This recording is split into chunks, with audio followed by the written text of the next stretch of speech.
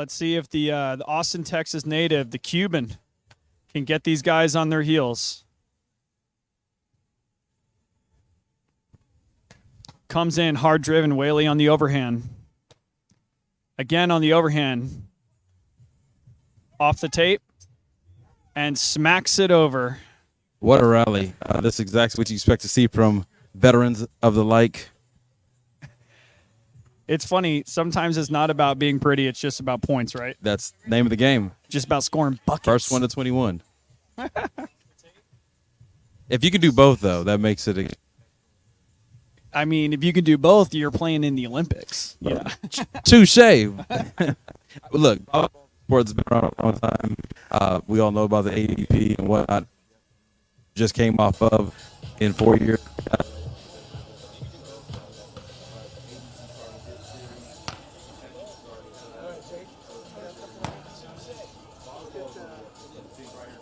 This is where California Tech.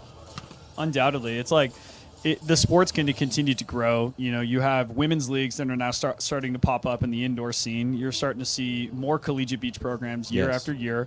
You're starting to see this growth on the men's side as well, not just with these kind of local, leagues that are really trying to drive player development and growth into the pro scene, like the TXPRO Beach Series.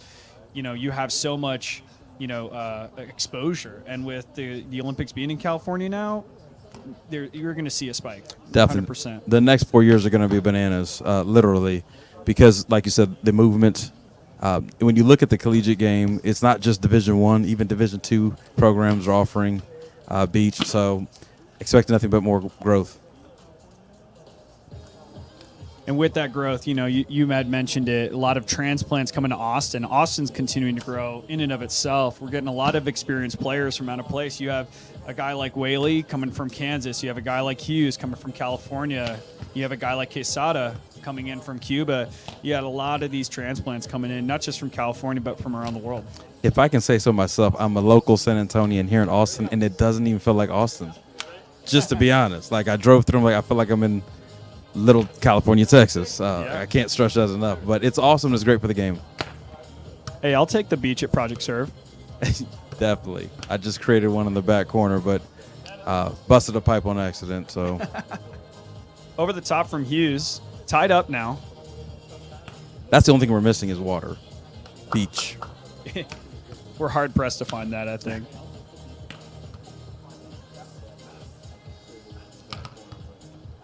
Down the seam from Hughes. Tight set, Whaley off the top. Second contact, Hughes on the over. Taking the lead for the first time in this entire set. Hughes and Quesada surging in the late game. It's kind of where you want to be. Exactly. It's a game of runs, and you're hoping that this run carries you to 21 points. They refuse to lose. I like that.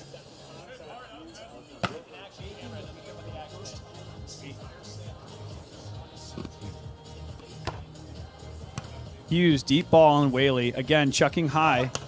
Whaley on the... Oh, wow. Whaley on the high, nice line over Hughes. Tied up. 18 serving 18. One set to 21 here. A lot on the line. That you expect to see from... I would expect Whiteley and Whaley to start going after Quesada, although they go straight on Hughes. I don't like the serve because you have a guy who's 6'6". You put him up at the net and he does things like that. I'd rather try to challenge the smaller player, make him shoot and carve, but that's my taste.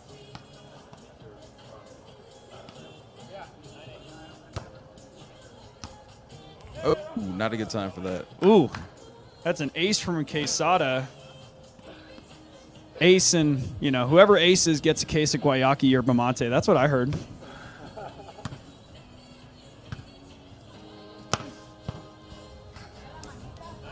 Beautiful swing from Whiteley, staying alive. 19 serving 20, still game point. And we're going straight 21, correct, Chase? This is going to be a game to 21, no cap, indicating if we tie it up, it's just going to be win by 2 until someone gets the dub.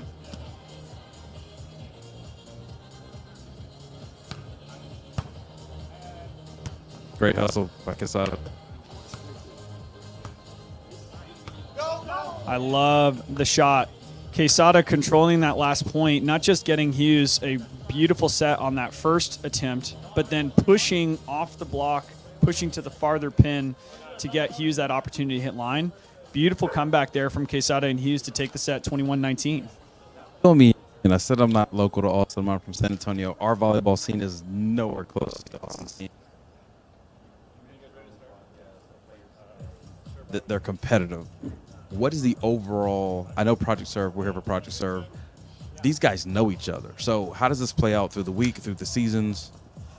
I mean, the way this works is not just fundamentally Austin. You'll see this in city to city, right? But there's going to be different group texts, group threads. Hey, we're playing here a couple times a week. These guys not only know each other because they're friends, but they compete against each other every single week, multiple times a week. They know their tendencies. They know how they're going to challenge each other. They cumulatively get better. Gotcha. And I think that's just kind of the goal, right? A lot of these guys have not only qualified for the Pro Tour before, but continue to push that envelope and really push each other. And you had mentioned San Antonio. San Antonio may not have what they had right now, but to be fair, the best team in Texas that's came out in the last, I don't know, I'd say maybe even 10 years came from San Antonio. That was Steven Roschitz and Peter Knoll, repping a couple seasons on the AVP Pro Tour, training and in San Antonio. They were the only guys that were consistently qualifying. They no longer live in San Antonio. Now they live in, I believe, Kansas City. Gotcha. Okay, good to know. Thank you for the history lesson. Oh, yeah. Well, to that point, I know everybody because I've been I've been doing my due diligence for a long time. Yeah, it's just part of the gig, right? Well, I like to compliment you now. I mean, your knowledge of the game is very astute and fluent. If it was a foreign language, you would be at a mastery level. So I'm just glad to be joined with you today to pick up some of this knowledge. I used to recreationally play, and so follow, like I said, AVP, came to Zilker Park several times for AVP tour. Love the tour, still love the tour. Just don't, again, San Antonio, Serve. We don't have a Project Serve, but we're good at indoor, teenage high school level. We have players that normally go on D1, D2. So just to see it from this perspective and this setting is amazing. Well, the pleasure is mine, LeRon. Thanks for joining in. Yes, sir.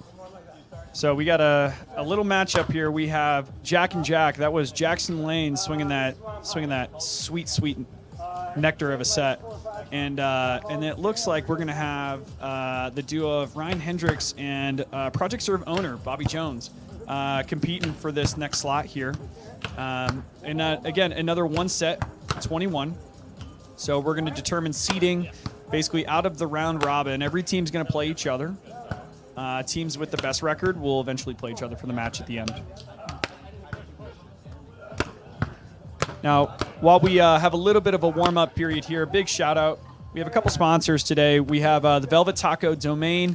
If you guys have not had their tikka masala taco, huge play. Huge play. That's what I gotta try. You would not expect it to be delicious and scrumptious, but of course it is. We also have Guayaki, Yerba Mate, Dynamic Sports Medicine, Wilson, Project Serve, of course, being the host with the most, Sharp Vision Modern LASIK, and Cali Bear CBD.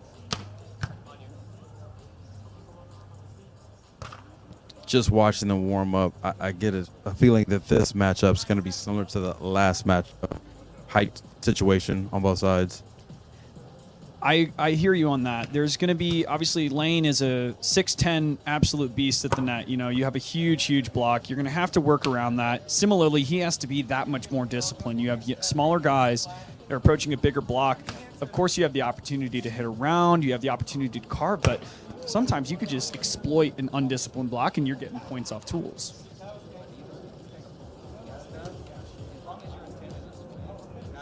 Now, a little backstory on some of these guys here. We have, of course, Bobby Jones, host of Project Serve. He started Project Serve quite a long time ago. They were the first beach volleyball school in Texas, serving both kids and adults in data-driven curriculums, really focusing on the technical and certain feedback. Ultimately, their goal and their mantra is to master the basics. If you can master the basics, you can start playing at such a high level.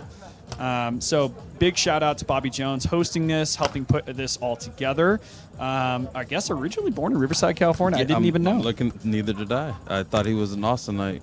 And he is a veteran in, does not show his age whatsoever. No. Been playing a little bit longer than some of these homeboys out here have been alive.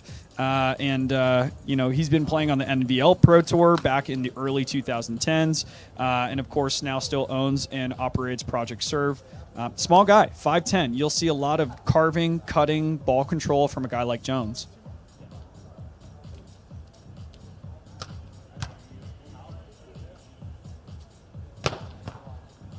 Little smackdown from the opposing defender, Jack Peterson.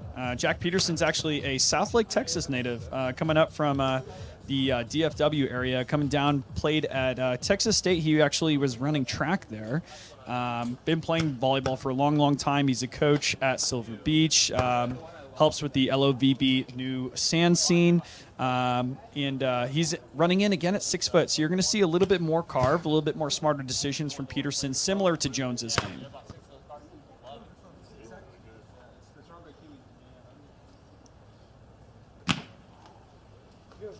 And then we got big fella Jackson Lane ripping down the line. Jackson Lane's a Florida native, played college baseball as a pitcher at UNC Wilmington. Been playing beach volleyball for 9 years now. Another sharp vision athlete, of course. I heard he's a pretty good sales guy. SASE. There's a method or artistry to the madness. It's funny how the day job and the volleyball gig sometimes coalesce together. It makes a lot of sense. 100%. I think there's such a strong correlation to people who are authentic, competitive at sales. They do well in athletics. A lot of them have been former NCAA athletes themselves. Yeah, exactly. And this is a great sport to transition into from any other sport. Of course.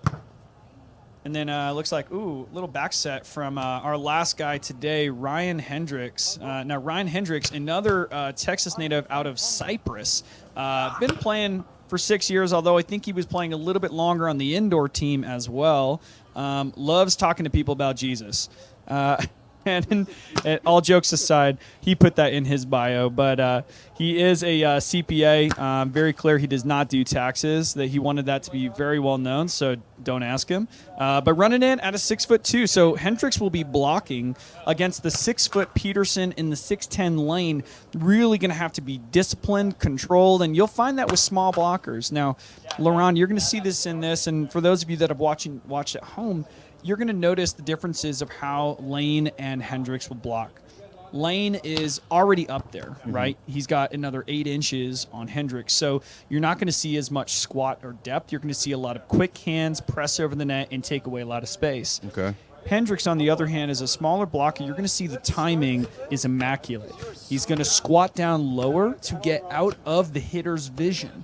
The hitter's kind of looking up at the ball, maybe taking a glance down at the court to see open space. If that blocker is squatting down low enough, they're not entirely sure where that blocker is going to end up. Are they going to dive into the angle? Are they going to dive into the line? Are they going to stay base?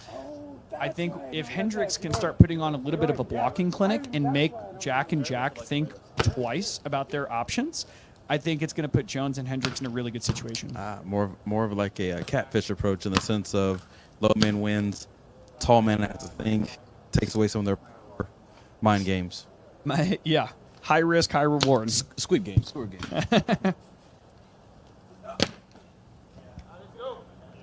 All right, and getting a little bit of the peanut gallery chiming in. They're like, "Hey guys, this warm up's been about 20 minutes long here. Maybe half the time that it took you guys to win that first game. Am I right?"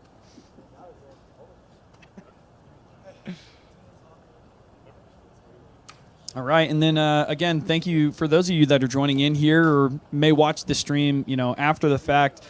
Just feel free to drop us a like or comment. Really, really helps us out. One of the best things you can do to comment is, of course, troll Rafa Quesada. But the other thing you can do to comment is to just let us know where you're watching from. Big shout for all of you out there that may have played sand this morning. Maybe you guys have been homies for a long time. Maybe you're new to the scene. Just let us know where you're watching from. How does one get involved with Project Serve or this community? Austin, I want to feel the vibe. For For sure.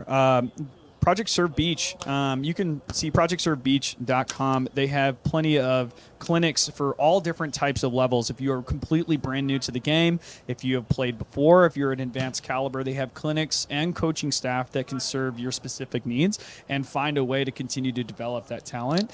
You got to find them here. They are at the Domain. Oh, awesome. In North Austin. Can't go wrong with the Domain. Looks like first point going to Hendricks and Jones. Talking strats. This is point number 1. Almost out on the second play of the game. Got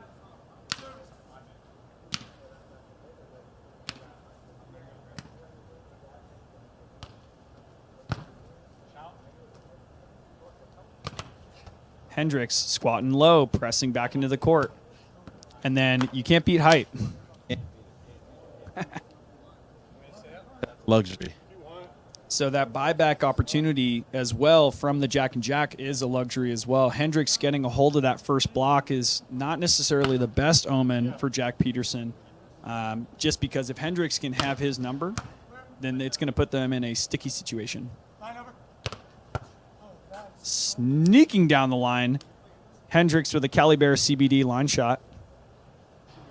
One question I'd ask and push back on is, wouldn't that make you a little bit more, exert more energy than you want because you constantly bigger than the biggest?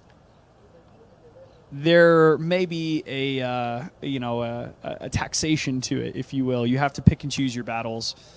We'll see if Hendricks can continue to maintain. Part of it's conditioning, part of it is smarts, knowing when to fight it, when to not. We'll see if he can keep up. Over the top, Jackson Lane, 50-50 ball. Hey, Hendricks and Jones are working in concert to cover ground, but the height is towering over and finding spots with ease. With a guy like Lane, oftentimes it's hard to match it, but you have to find ways to get him moving. We just talked about endurance as a component to Hendricks' block game. Well, let's get the big guy moving. Let's challenge that endurance, because that's a great way to do it. Like, if you're going to beat me, well, you're going to be expending a lot of energy trying to beat me. Yeah. What is it, threes or twos? Twos or twos? Hey, Ben, twos or threes? On volleyball, with it being a two-man game,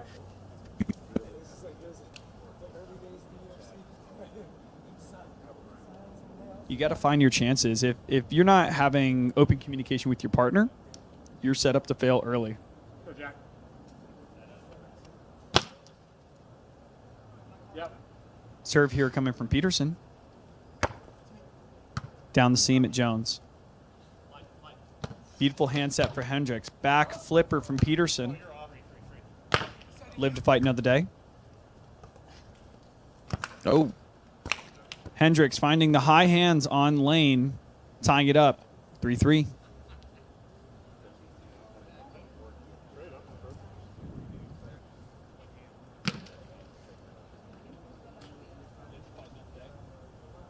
It seems like this game may be a little bit different than the last one, which was a little bit more run heavy, a little bit more dominance focused. This one seems more like a battle of attrition.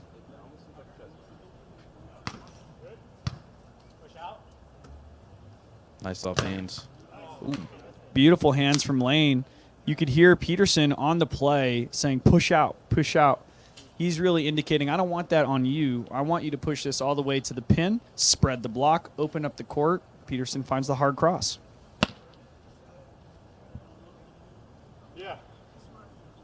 Threes.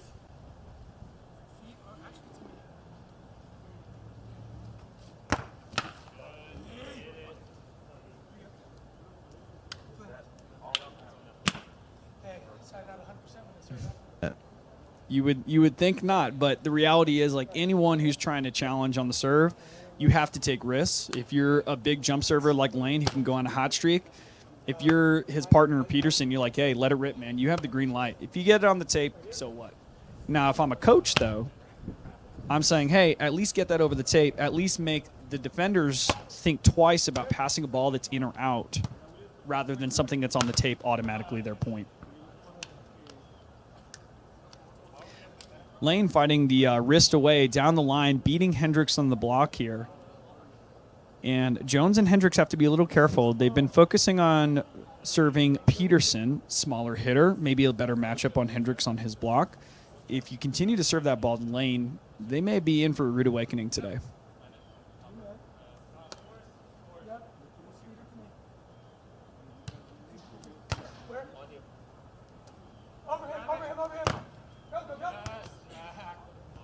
Beautiful seal. No daylight.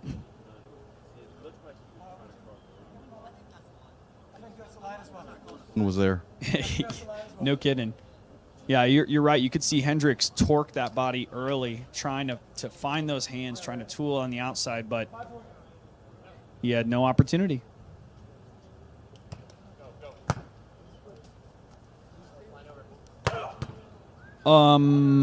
Did Jones just dial back the ageometer about 10 years?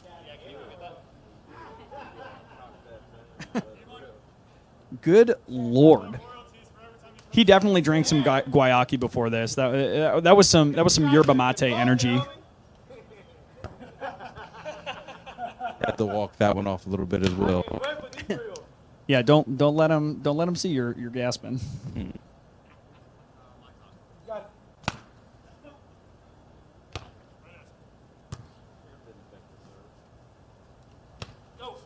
Peterson finding that late carve, wrist away, hand, beautiful shot. Super sharp cutty there. Shout out to Sharp Vision Modern LASIK. If you guys have not checked them out, they have fantastic, LASIK consultation services to even see if you're eligible. They have offices both in Washington and Texas. I got it myself, and let me tell you, it was worth every cent and every second. No more contact life. No more contact, no more glasses. All I see is clear as day.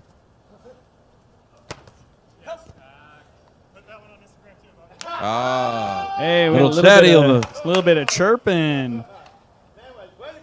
Lane was ready with that quip. He had about 2 points to think about it, though. He did. It was inspired.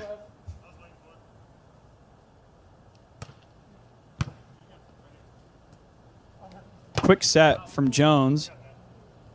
Net on Lane. And Hendricks going up and trying to find hands on Lane early. I'm curious to see if it can be sustained.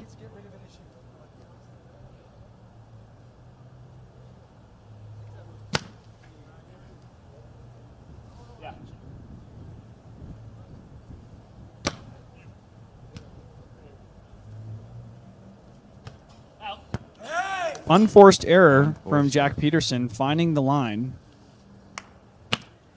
You could see if you are watching at home and you play this back, even just 10 seconds from that block, you'll see Jones line up on Peterson's line, squat down, take a side step to the left, show him where he thought you were, take that step, make him do an unforced error, make him do something he doesn't want to do. Really, really smart blocking technique from Bobby Jones.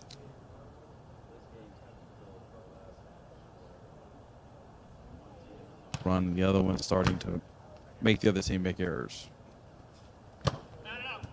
Ooh. Missed hit deep on the line. You hate to see it, but you love to see it. We'll see if Peterson can keep up this momentum. They have to find a little bit of space here leading into the mid-game.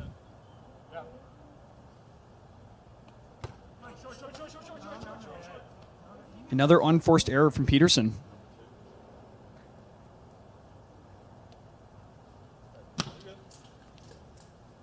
And we have Bobby Jones back to serve here.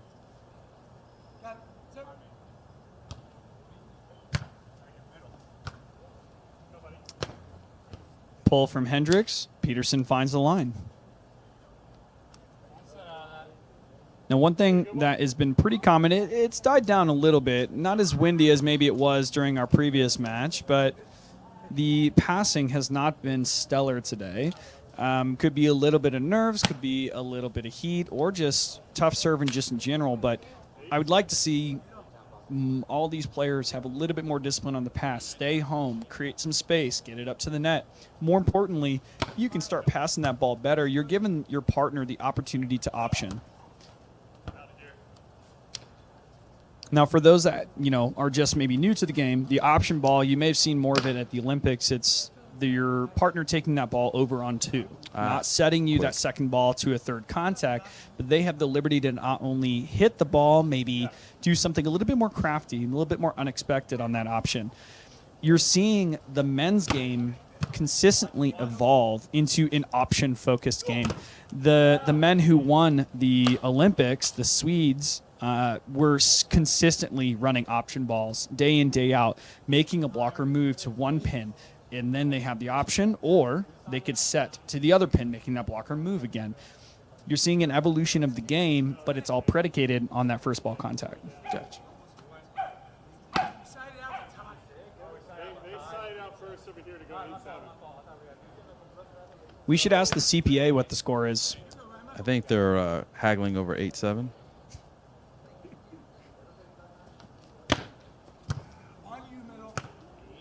Okay, first option of the day.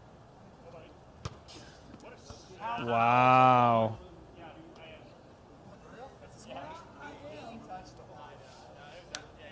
Hard cross from Peterson. Now, I'm on the line. I don't think it hit. I think it splashed and was just a hair out, but I could be wrong. But it looks like the players are in agreement. So in this type of situation, how do we resolve this? A little bit of name calling. No, I'm joking. Honestly, if there's no resolution that could be found with no refs on site, you got to replay.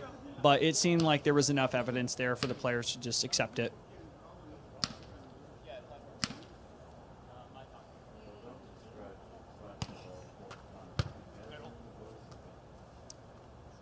I think it's just a moment for the pastors to think twice. I don't know if there's that much technique or intention behind that other to gather himself and deliver a quality serve. At the end of the day, that's what it really matters. Like it's the psychology of can you execute. So I'm a proponent of if you're a server, do what you got to do to make a good ball. If you're rushing and you're not thinking twice about the ball you need to deliver, you're going to deliver a poor ball. Jones finding the seam, finding the hard driven, a little bit different than my initial take on it, but he's really challenging Jackson Lane's block, and Lane's not picking up on it quite yet. Not coming up to the net and biting the blocker. I agree. The sets from Hendricks and Jones are intentionally a couple feet off the net here. If you're getting that ball 50-50, Lane's going to swallow it up every time.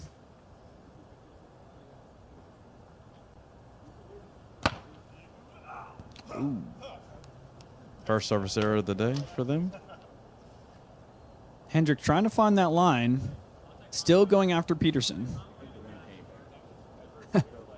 Conveniently.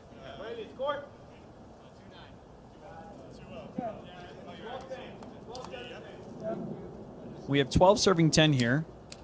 Jackson Lane back to serve, and he will be running up to block here. Let's see if Hendricks and Jones can pull this around. They got to make a move sooner rather than later.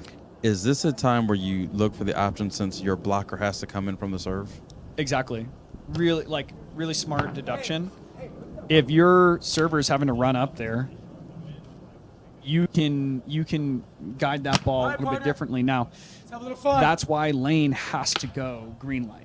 If you're the server and you're running up, you know that the option ball is available. You have to serve hard. If Lane serves out there, okay, right? You're going to concede that point. But astute observation.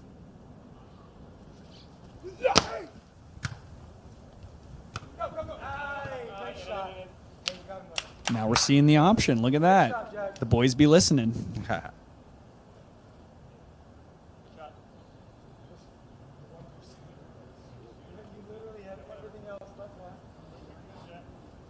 Huge serve.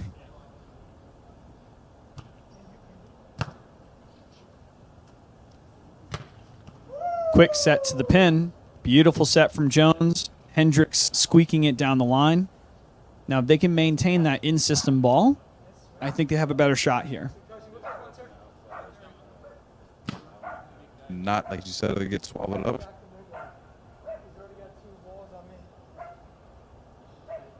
Now that Wilson volleyball moved real quick. It does. I got hit by one.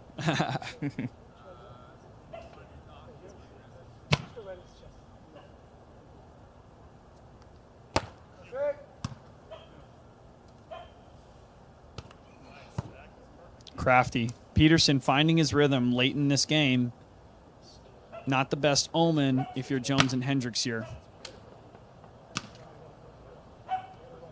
They got to serve tougher. Definitely. If Peterson's passing that ball perfectly in the middle of the court, you got to challenge him a little bit differently. Lane taking some off. No more jump serving. Jones puts his high line over the top. Now, with his height, does that block the sight of your teammate when you're coming? Because he changed up his method. Yes and no. If Peterson is sitting behind Jackson's block, which is sometimes a strategy, you want to hide yourself from the attacker. You don't have as much vision. In a perfect world, if you have someone who's that big at the net, 6'10", you should be sitting, being patient, reading. You know, you have a huge blocker up there. Use it. Gotcha. Now we have a switch here. Some of these guys participating in the TXPRO Beach Series as the year goes on, accumulating some points for the AVP qualifiers and all that good stuff. A lot of good ball here at Project Serve today.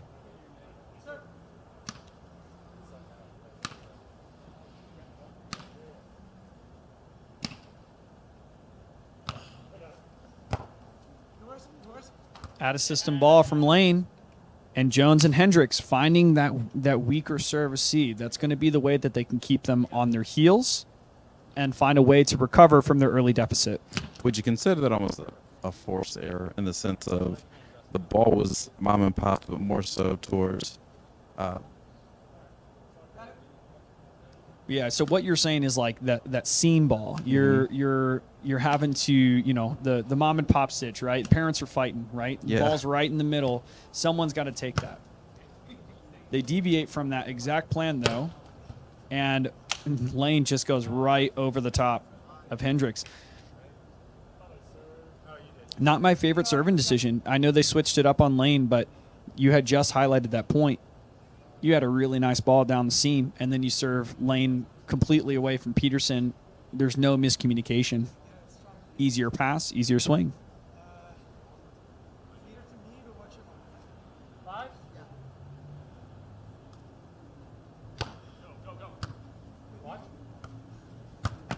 Option ball, Peterson on the dig. High snap from Jones, just a hair early. Called for the back set. No designation of tempo. Again, being super communicative to your partner. It's one thing to say, hey, this is where I want it. You got to tell them how fast do you want it. There's so many other components on the setting game. variables. 100%.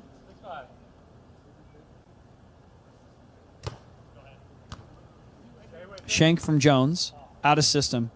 Keeps it in play. Peterson on the dig. That's the option ball that they want to set up.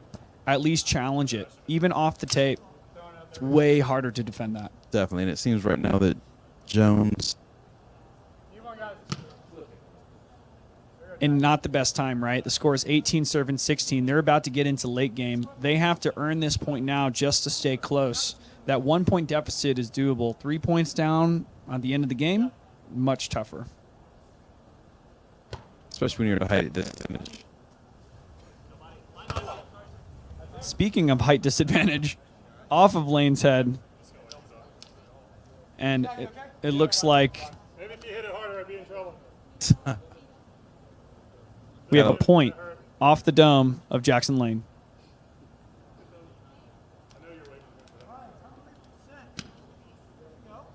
Now, I could be wrong, but I have no idea what the score is now. It's either 19-16 or 18-17. I wanted they would have switched at that point total, so I wonder if it's 17-17. Great question. Lane taking the seam, high set from Peterson, hard cross from Lane, and it looks like that was the switch. So, I think Well, maybe we should just stick to commentating. Well, it'd be nice to have the score. Viewers would like to know the score, unless they're at home tallying. And if you are at home tallying and commenting, you're an all-star, you're a pro, you're going to get a gold star sticker after this commentating is over.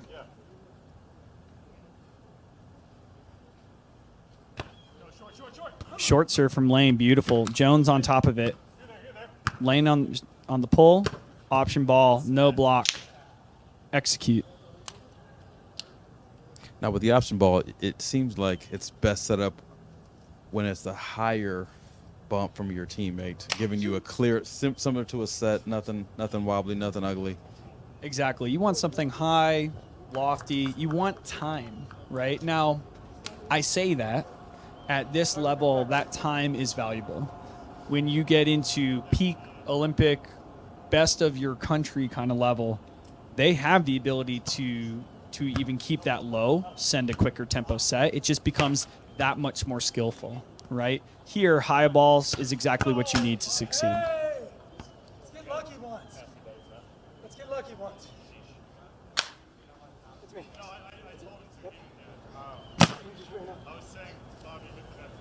And Lane hitting over the top of Bobby Jones's block, but going out. Another unforced error from Lane and Peterson. Got it.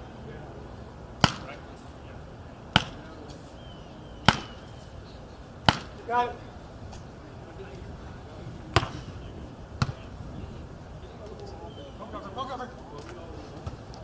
Disciplined block from Hendricks to take the 50-50 ball on an overset from Jack Peterson. Late surge from Jones and Hendricks, again off the unforced errors of Jack and Jack. Got it. Need a Jack and Coke, I can tell you that. Got it.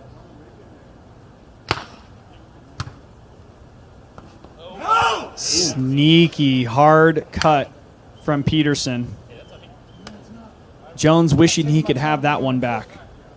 Hitting in the court. It's definitely been a game of runs back and forth. Easy play for me. But we're getting at the late game, as you mentioned, where everything counts and is crucial. Down to the wire. One side out here. Now let's see who Peterson goes after. Goes after Jones. Back set, finding the cut. Peterson there. And Jones climbing the ladder, defying Father Time, and blocking the younger Peterson. You don't see that very often. In this match, he's been reversing the Father Time this whole match, so he's getting everything he has in this one. Let's see if he continues to have some fuel in the tank. He may need a nap after this, but like I said, he's doing it right now. Get this man some Cali Bear CBD. I think he'll be fine. Gotcha. I have to try that myself. Hendricks on the dig. Jones on the back. Keeps it. Still good. Lane, high snap. Hendricks on the dig. They got to calm down. Right side. Back set from Lane. Hendricks on the block. And a scramble to get it done. The hustle paid off. Yeah, but you can still play outside the net. Oh, you can? I didn't know that rule.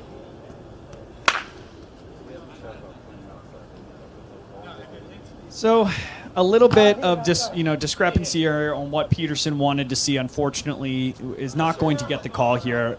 He had contested that Hendricks had taken a ball that had touched the outside of the antenna on the net. Now, if Hendricks had contacted the ball prior to that point, and then Hendricks actually contacts the net outside, it's completely legal if Hendricks hits outside of the net.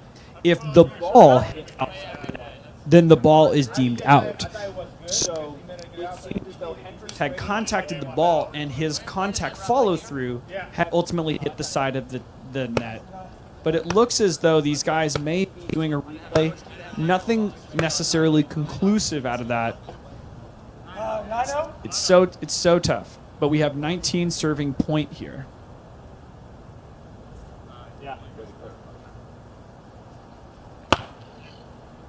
Going after Peterson, low pass. Jones on the pull, Hendricks on the line dig. Dig on Peterson, and the over from Jackson Lane. Beautiful one-hand stabby from Peterson to close that out. A little bit of a squeaker.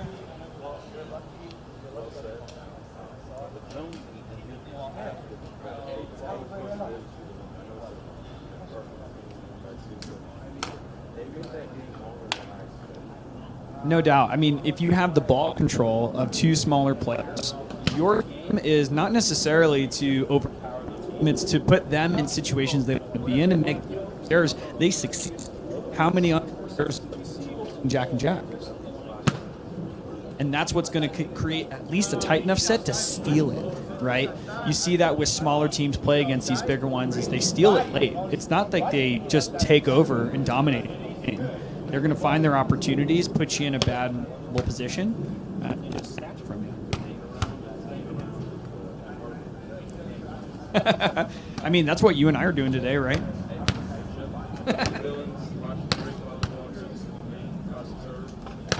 We can't complain at all. And another big shout out here to our sponsors today. We have Guayaki Yerba Mate. We also have Velvet Taco Domain. They also have a ton of other locations in Texas and surrounding states. Dynamic Sports Medicine, big shout to Dr. Matt and Dr. Sam there. They've been longtime proponents in the Austin athletic scene. They treat Olympians. They treat semi-pro and professional athletes alike, and they are absolutely fantastic at what they do.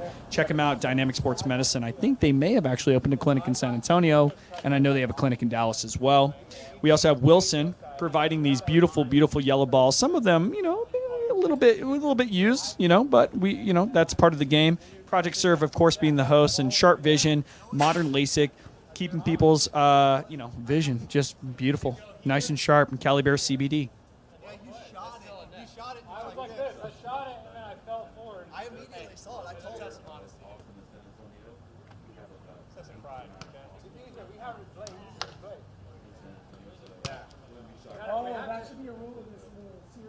Now, I'd like to see the reaction of maybe someone who lives in San Antonio. What are your thoughts on the idea that the DFW Metroplex in North Texas spans just as long and as wide as the distance between San Antonio and Austin? When is this Metroplex going to start getting named? Are we going to talk at the SA Metroplex? What are we thinking?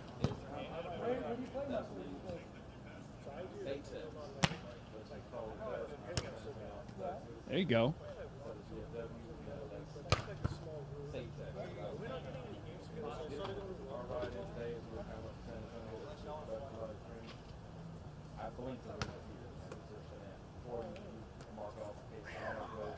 Yeah, tell me about it.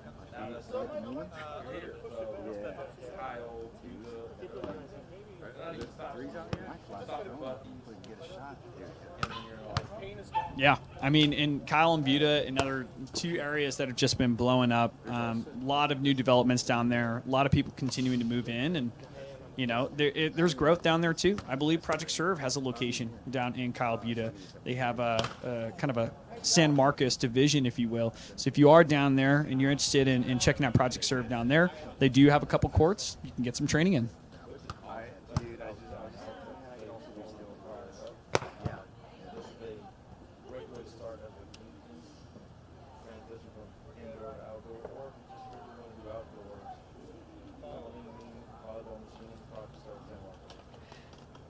And you'll notice a lot of these guys that are playing today, many of them maybe started on the indoor scene, or quite frankly, maybe they grew up natively in Texas. They actually had no volleyball experience. They maybe had played recreationally at one point at an apartment complex beach volleyball court. They fall in love with the sport. They find their opportunities to get better with programs like Project Serve out there. And then here they are now, right, playing and competing in a TXPRO Beach Series, having the chance to play against the pros. What a wonderful, wonderful experience. And these guys are just a testament to that tenacity. You were mentioning earning points of the Texas Beach Series. What is the point total needed, and where is the TXPRO Beach Series held? Championship. Oh, beats me, man. I don't know. But the point systems always elude me. I'm of the mind that if I have the opportunity to play day to day, I'm not focused on the points. I'm focusing on my opportunity to win. That being said, points matter in regards to which tournaments you can qualify for. So there's a lot of guys that still kind of take that to take that super seriously. As far as the Texas Pro Beach Series, I know a lot of events are going to be hosted here at Project Serve. A couple events may be hosted in Dallas. I think one maybe in San Antonio as well at Sideliners Grill. And so just a lot of opportunity. And I know these guys will be competing for sure. Project social media.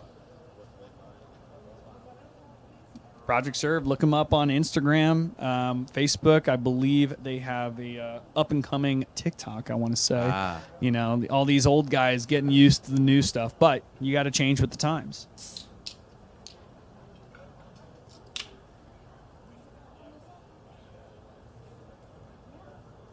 And while we're in a little bit of a intermission here, just want to give a huge shout to the entire crew. We have the streaming service provided by Munoz Video Productions.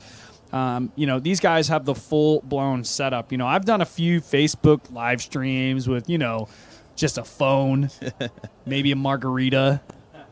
These guys have it down to a T. We have multi-camera view. We have multi-mic. Obviously, I'm joined by the talented LaRon in the booth as well.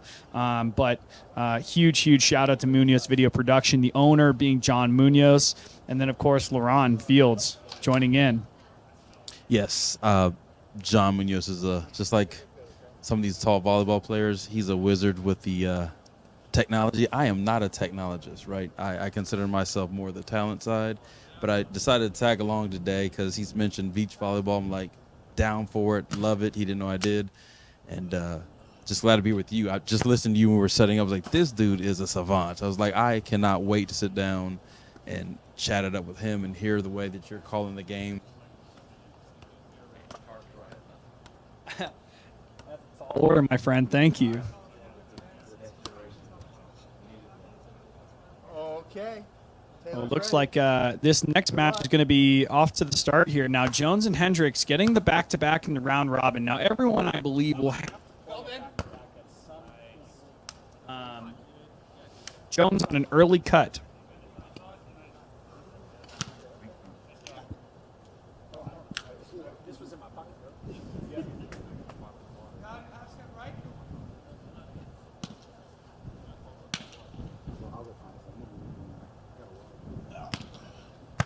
Jones with a high snap jump serve down the line. Whaley finding that height differential, finding the high line early on Hendricks. Now, Whaley being a little bit different of a big compared to Jackson Lane, who we just saw. Whaley, of course, can hammer away. A little bit different arm swing here, but he's way more selective with his shot choices than Lane is. Obviously, different ways to play the game. There's all different ways to score points. You're going to see Whaley try to find his opportunities on the shot selections down the line on the hard cross, but of course can nail it down if he needs to.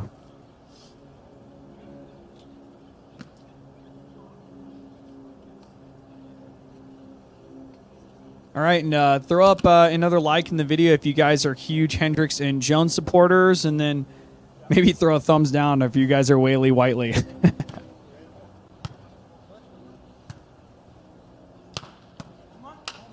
Too much heat. Too much heat, like those tacos I ate at Velvet.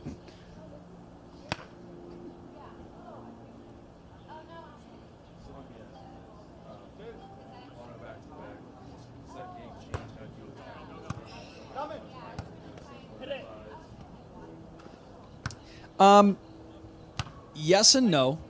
Your opponents are inevitably different, so your game plan naturally changes. I think any of these guys who are out here, even just playing one set, they can play more than one set. These guys are in great condition. They've been training in the summer heat. If they're concerned about their endurance in a second set here, they have bigger problems. Touché.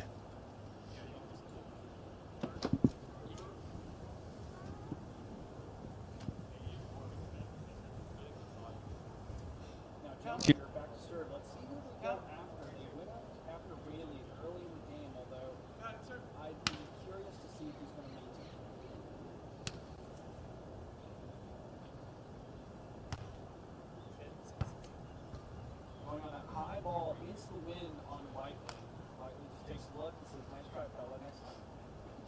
That was great discipline by Whiteley. Didn't bite. Knew where his line was and let the ball sail.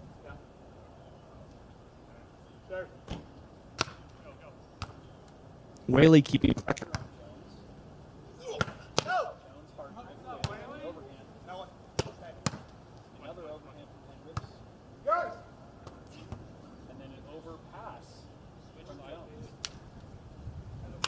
Excellent play from Whaley. He has just been pristine from the start of this set. Taking control early as the big man on the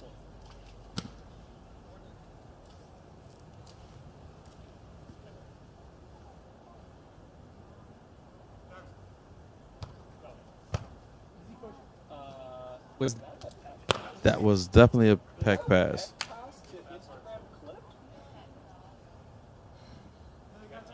Perfect check. Good. Give me a sponsor. Now, It is you. It is you. He was out here earlier with the dumbbells, so listen, if you get your arms there, I mean, your chest is just as good of a platform. Just go after it. Yeah.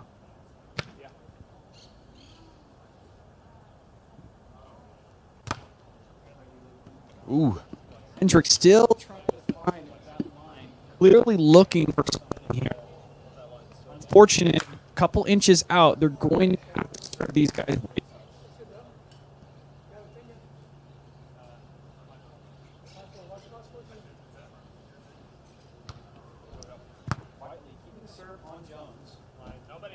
Go, Ben! Go!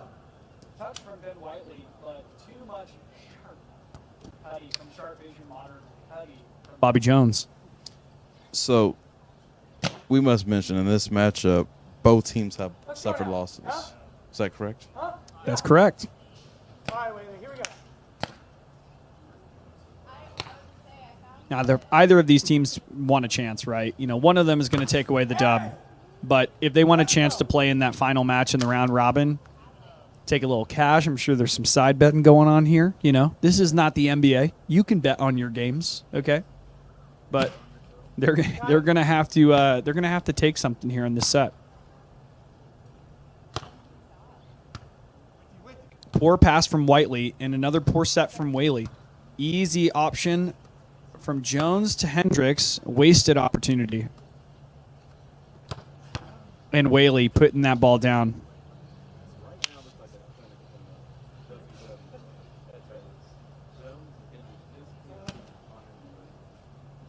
Seems like they're rushing. It feels like there's. They feel like they have to do more than they need.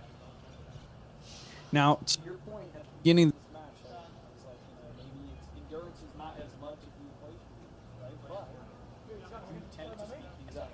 You tend to be more errors. A little bit fast, right? Maybe Hendricks and Jones. Or maybe they're playing possum and they're going to make a comeback. No, that's the ball. Nope. Ben, you guys. I can't touch you if I'm contacting the ball. I'm blocking live. Another kind of discrepancy at the net here. We have no call from the referee here. Looks like Jones was looking for a touch, but seems like there was hand-to-hand contact. Now, if you're a blocker and the attacker on the net, if you make contact with the blocker's hand, there's no harm, no foul, right? As long as the ball didn't touch it, why is that point?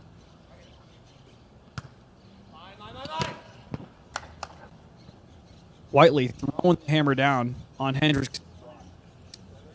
This game is moving at a faster pace than either of the first two games we've seen.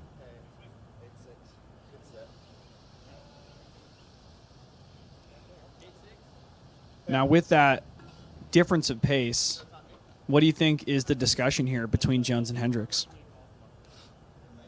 I would say it has to be composure, because it's not a skill thing. It's just they're making choices. They're shooting themselves in the foot.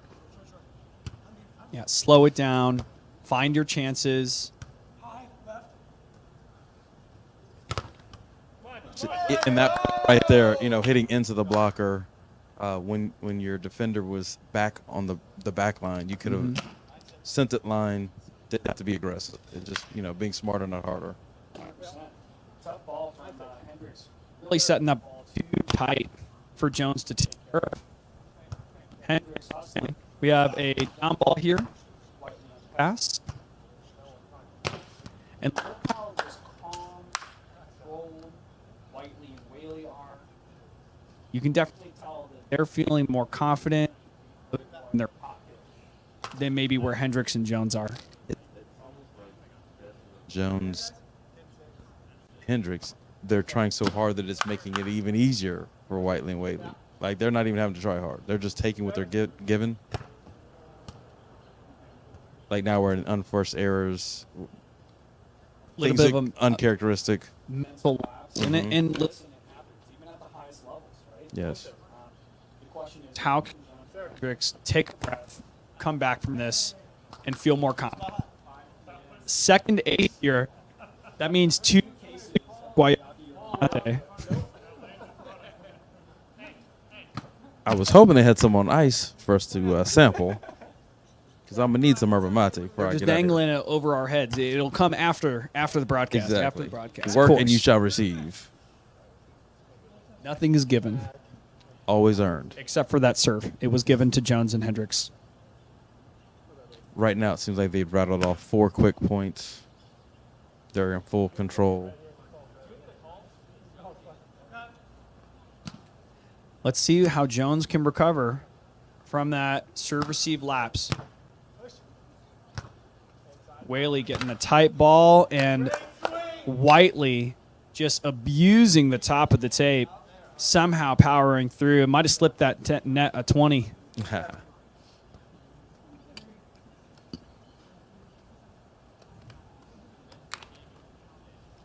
Now, those are the plays where you want to say it's all skill, but it's a little bit of luck. Definitely.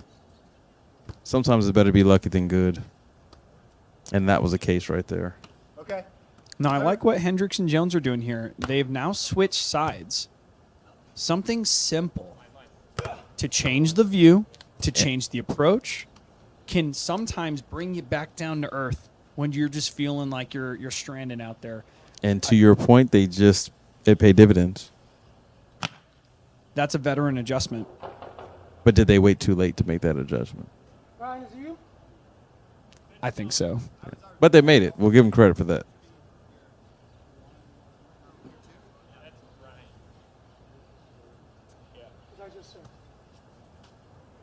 All right, we have Hendricks back to serve here, needing to put some pressure on Whiteley and Whiteley.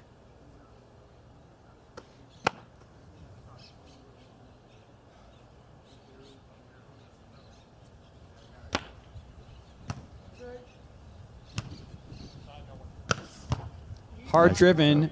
Jones on a one-hand stabby. Whiteley, round 2. Another hard driven. Was there anything that Hendricks could have done to make that shot not as ferocious? It's a tough call because Whiteley has a second chance opportunity, but if you run it back, he had very limited space to actually transition, which means that he could just easily poke that ball line. He could try to hit that line shot. Hendricks sometimes just has to be disciplined, stay put and put up another line, give Jones another opportunity to dig.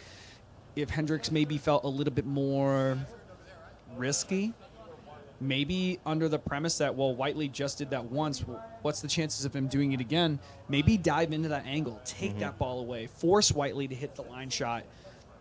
Sometimes it's easier said after the fact. Definitely. Hindsight's always 20/20, as sharp vision will also tell us.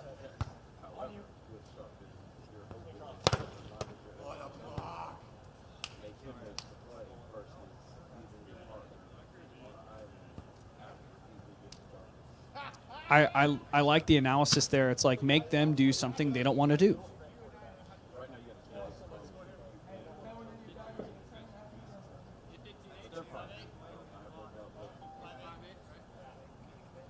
Now we have a little bit of a bleed here.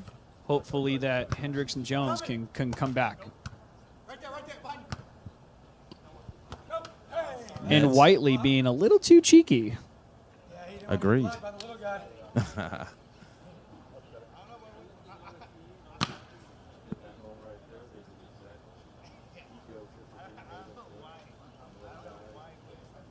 Got it. Yours.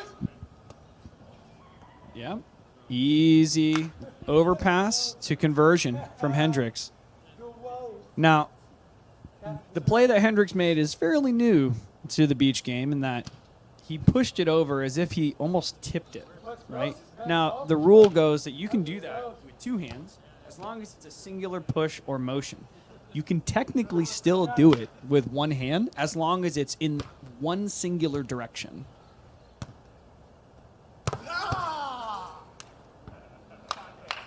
That felt personal. Personal.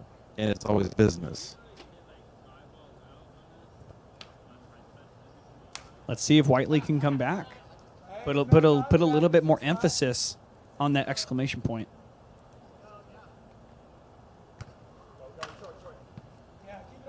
Maybe a little too much bark. I don't know, bite.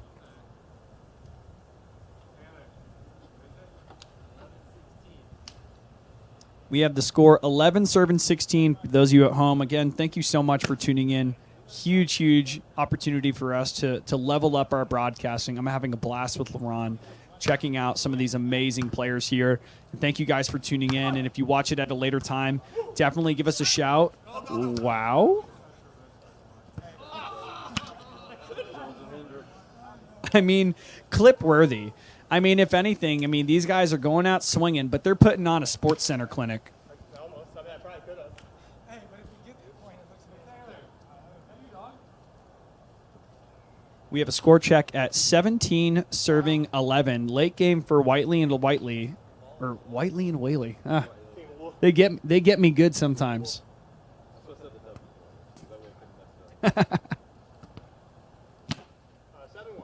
Whaley back to serve.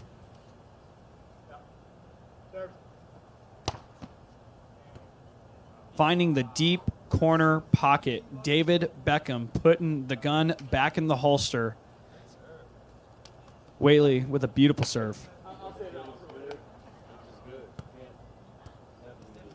Everything's falling their way here.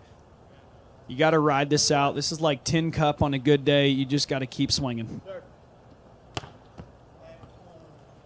And swing he did. Just a hair out.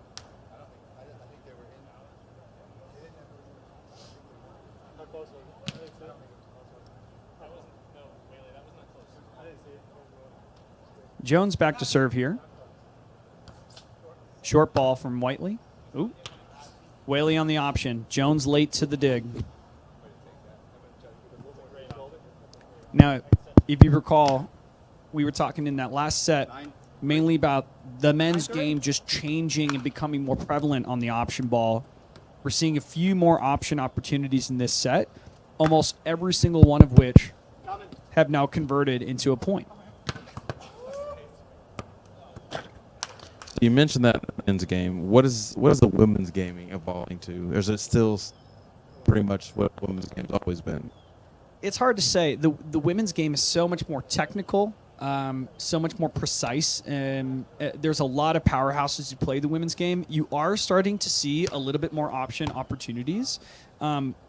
The women's game is so much more of a battle of attrition, though. There's a lot more digs. There's a lot more time in rallies. If you're looking at raw statistics between men's and women's games, the points are way longer. It's a longer rally. It's dig opportunity, then can I execute, or maybe can I find here. The men's game is already so short in the time it takes to earn a point. You have to take that chance on an option ball as early as you can. That's the idea. On the women's game, the change is not happening as quick as it is in the men's game because they typically have more opportunities to win that point than the men do. So what I'm hearing is NBA, WNBA.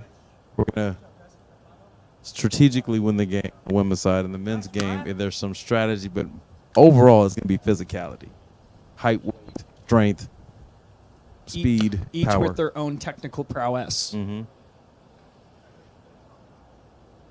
Sir. Got it. Jones and Hendricks just won't go away, which is a good sign. And Whiteley going for another sharp vision cutty, but not quite there yet. Maybe he needs a consultation. Or two. Another serve here from Jones. Jones and Hendricks fighting for their lives here in this one set.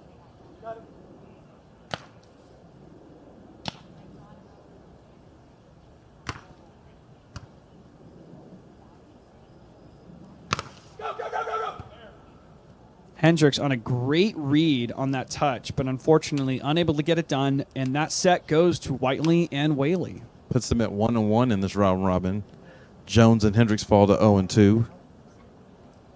Now, Jones and Hendricks still have an opportunity to throw a wrench in this. That's how round robins always work. They may be 0-2, but now their next match is going to be against Quesada and Hughes. Now, if they can upset them, this is going to throw this thing all into a loop. Yes. Now, if I'm Jack and Jack, this next game is critical. You're playing against the two teams, 1-0. Let's see if Quesada and Hughes can show up early rather than kind of fight their way out of the divot that they created in their first match. And then Jack and Jack hoping to clean up their game to stay as consistent as possible.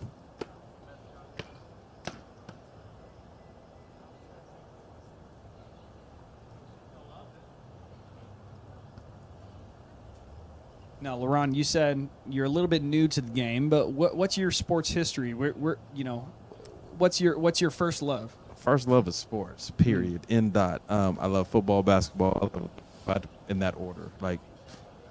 Football and basketball are top. Love the game because I played basketball, and I sat there and there was this space of, how come more basketball players don't play? Favorite AVP guy was Damon. Underdog grunt team that go against the bigs, and gold medalists twice, won AVP tournaments several times, and just knowing that the fun of being the stand in between the toe opponent at the net.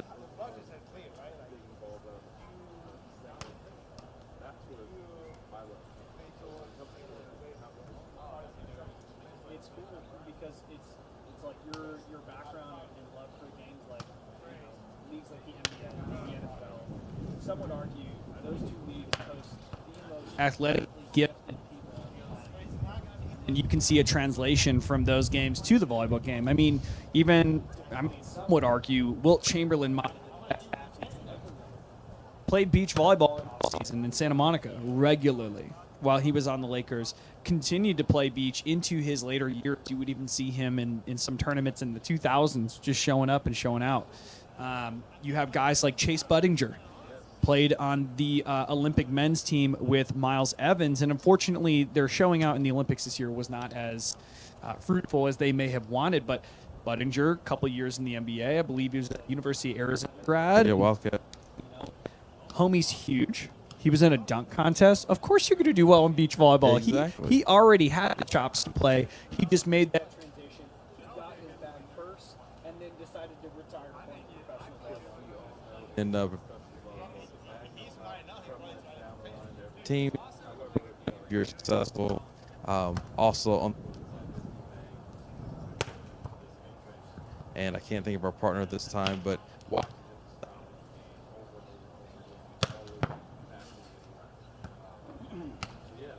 background. I love it. Man, I think my first sports love was really soccer a long time ago. I've been playing soccer for a long, long time, and my natural position that I gravitated to was goalkeeper. And so when, I grew up in Southern California, California high schools do have boys volleyball. It's do. Part of their public school curriculum, and private schools will offer it as well. And the funny story about me, though, is that I had learned to play volleyball actually at a very young age. My mother was sick and tired of me in the summer when I was in 5th grade going to sit. She was like, I got to get you out of the house. Prepubescent, angry teenager almost, right? And she's like, dude, she called up the school. Hey, I need to take him to a camp. Do you have any space at football? No space. Soccer, no space. Basketball, no space. She's like, what do you got for me? And they're like, well, we could take him to cheerleading or we could take him to volleyball. Yeah. And she's like, I'll be there at 9 a.m. We're taking him to volleyball. And so I show up, and she tells me it's volleyball camp. And I'm like, okay, cool. Like, I get to learn, maybe play, with some, 5th, 6th, whatever. She drops me off at junior high and high school girls volleyball camp, and I'm a 5th grade boy walking into this gym of all these Wow. girls. And I'm like, what is happening right now? I ended up enjoying it. I mean, you have your 5th grade boy, you get all the attention, and I was like, oh, man, camp isn't that bad, I guess. Yeah. Sign me up again.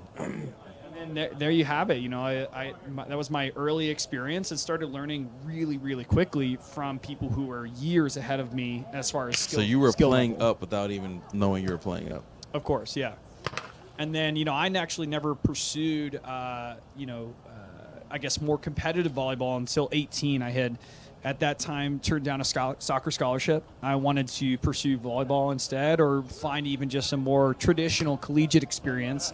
I ended up going to the University of Texas at Austin, and was fortunate enough to be recruited as the practice player for the women's team. And this is back in 2010 to 2014, early in Jarrett Elliott, the head coach, University of Texas volleyball, early in his reign.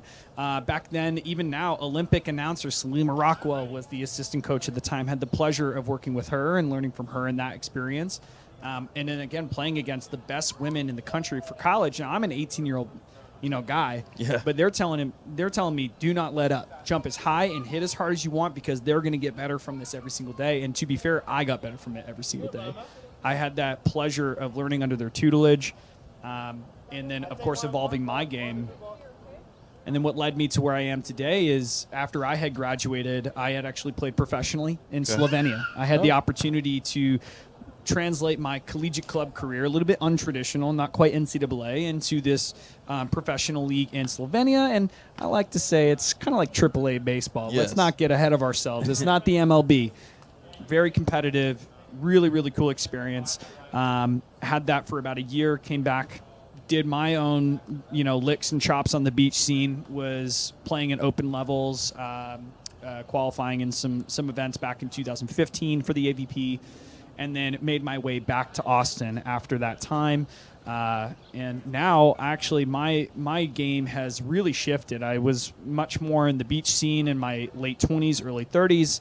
And now I'm playing for a new professional indoor men's team called the Austin Jam. Second year of its inception. And I'm currently playing, some would say, out of position. It's different from what I used to play in college or even in my younger 20s, but now I play libero. Because you're a thinker. Well, the thinker, the experience, aging like fine wine. You've Yes. seen a lot of things. You've seen a lot of tendencies. But a little bit different. I don't have the bunnies to go do what I used to do.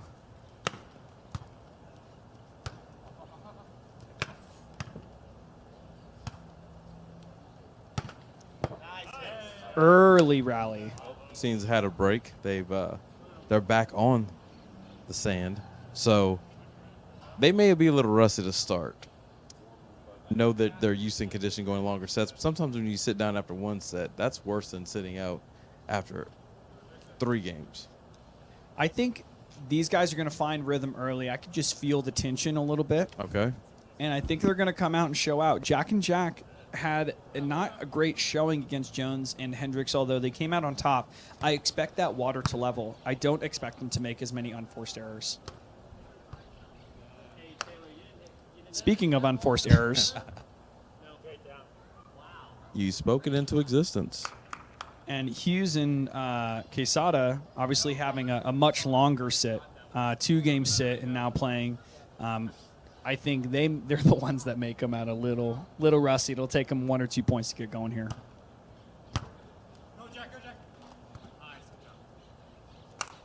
Poor pass from Quesada. Lane closing in the block. I believe it's 3-1, something like that, maybe 3-0. Where does the Austin Jam play, and what's the name of the indoor league? Yeah, so the Austin Jam. Sure. Yeah, the Austin Jam was plays in the VLA, the Volleyball League of America, and And we'll typically play in tournament style. It's not quite a professional league in the sense that you get to go to home games and you get to go to, what is it, AT&T Center. Or I guess it's the Frost Center now for San Antonio Spurs. A little bit different in that regard. Okay.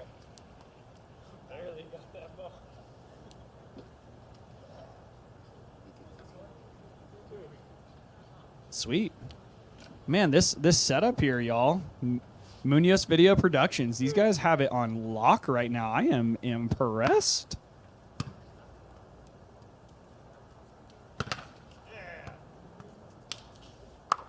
Are these bad boys cold? Oh. Here you go, Munoz. You got it.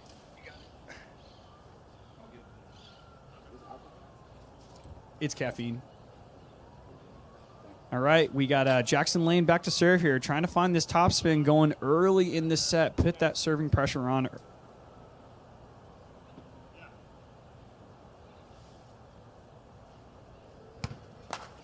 Unfortunately, not getting it going as early as he wanted. I threw it behind me. Now we have Quesada back to serve. Let's see who he's going to go after here. Not as much wind as we had in their first set.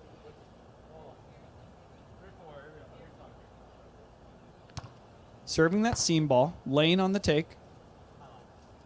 And Lane chopping it down low. Really, really smart shot. Caught Quesada a little bit on his heels, expecting that hard driven. Finesses it on that sharp vision modern cross.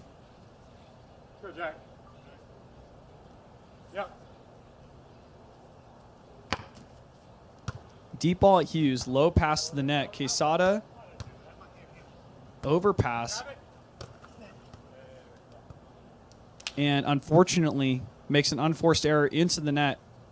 Now, that ball was interesting that Quesada had pushed that over. Lane decided to play it. He's like, it's too close for comfort. I'm not going to let this ball drop. Ended up giving him a, unknowing kind of free ball situation, but Lane and Peterson off to an early lead.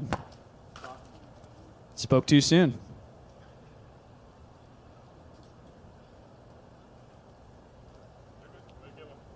So big shout to those of y'all who are tuning in here. Again, hosted here at Project Serve. This is a really cool showcase for the TXPRO Beach Series here. Playing not just in Austin, Texas, but throughout Texas. Some of these guys, absolute studs. Been playing day in, day out, training. It is a year-long practice. A lot of these guys train together even. Putting on a good show for you. Exceptional video production. Major shout out to all of our sponsors here. Of course, we have Guayaki, Yerba Mate, the Velvet Taco here at the Domain. Fantastic service. Exceptional people there. Dynamic Sports Medicine, Wilson, Project Serve Beach, Sharp Vision, Modern LASIK, and of course, how could you forget Cali Bear CBD? Keeping these guys' joints in good condition. And Lane unable to chase that ball down off the Peterson dig. Point goes to Quesada Hughes. I said, what the French? I censored myself for the viewers at home.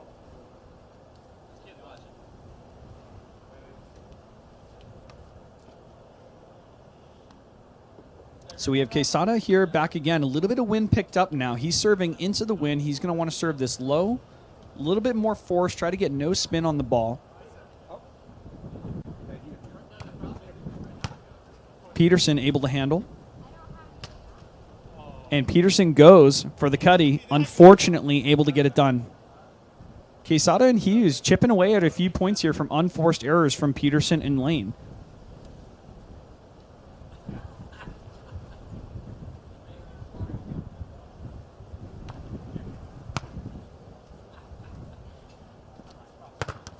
Whoa! Big block. Hit the board, baby. Hughes happy about that. You could even tell he's not even smiling yet. It's just a little bit of a grimace. That's how he celebrates. The body language is just immaculate.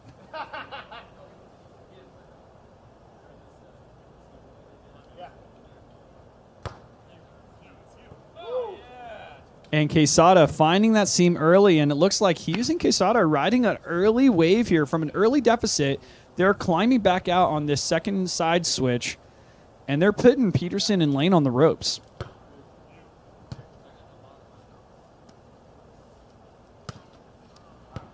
Peterson gets Quesada moving, sees him down the line, high over the top. Beautiful shot from Peterson.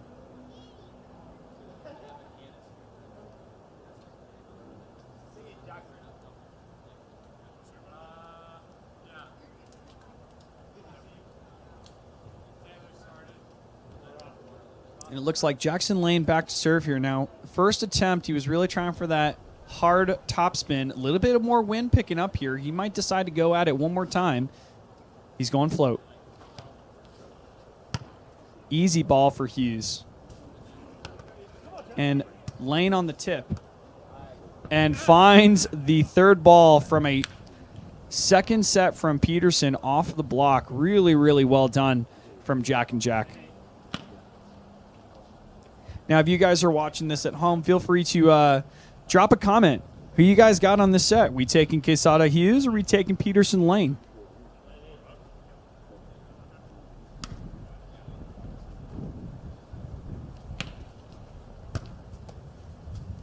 Hughes trying to get that ball over, squeaks it out. Low set from Lane, pushes over from Quesada. Easy peasy lemon squeezy. Now, if Rafa's smiling like that early in the set, those who have played against him know it's not a good sign.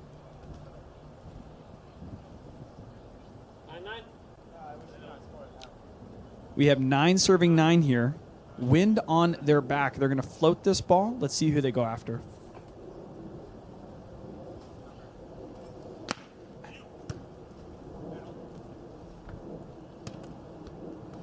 And Hughes going early after Peterson, actually hitting the topspin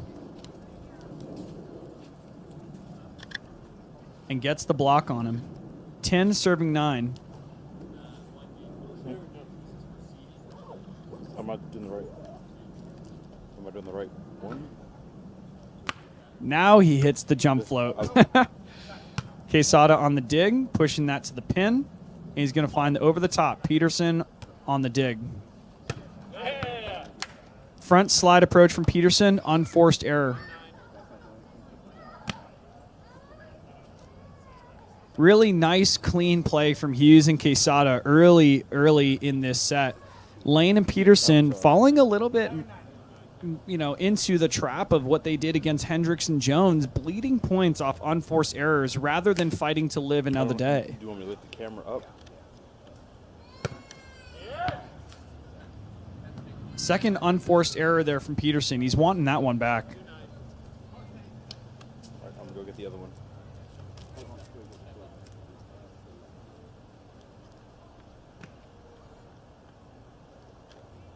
Again, big shout out here to Bobby Jones, Project Serve, and of course Munoz Video Productions to put this all together for you guys to have this awesome broadcast.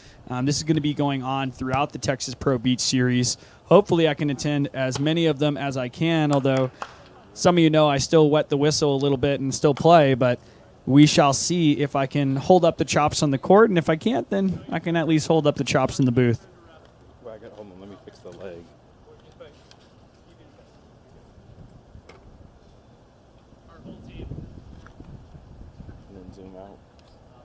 Huge scoring run here from Hughes and Quesada. I think it's 3 serving 9. Okay.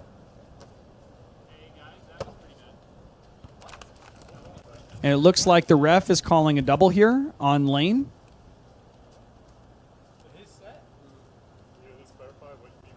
Looks like 4 serving 9 here. Quesada and Hughes. And for what it's worth at home, it was a double.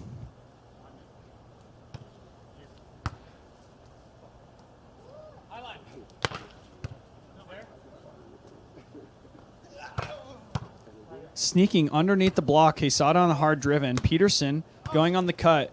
And Quesada doing his best impression of Miami Beach. You know when Rafa is smiling as he's digging, it's not a good sign.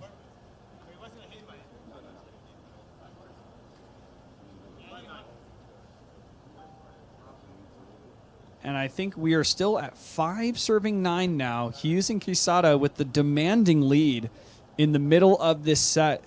Peterson and Lane going to have to make a massive, massive change here to earn those points back.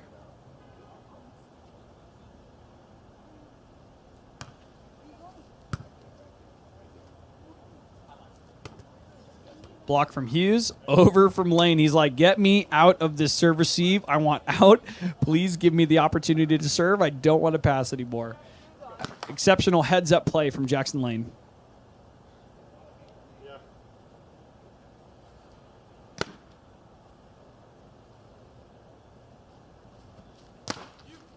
Topspin from Lane, bringing heat. Quesada handling it. Goes into the hard cross. Slips the net at 20.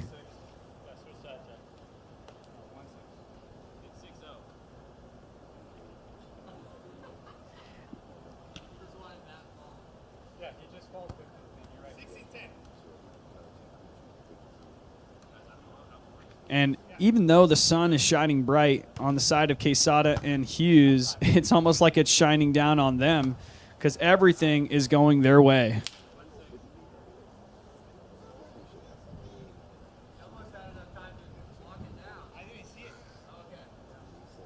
Smart shot from Peterson, finding the high line. And we're back to serve here. I believe the score is 1 serving 6. Next point switch. Hughes, low pass. And it looks like Quesada celebrating a little bit too early there. He had a little bit of a walk-off, thinking the point was earned. And he's smiling because he knows. Shouldn't have been doing that early. That was good. I was more impressed about the hand. I never hit it. Quesada working on those hands the past couple years. Used to only be a platform setter. Now he dishes out the sweet, sweet nectar. And so a little ugly. And it looks like the ref is calling a double. 3 serving 6 here.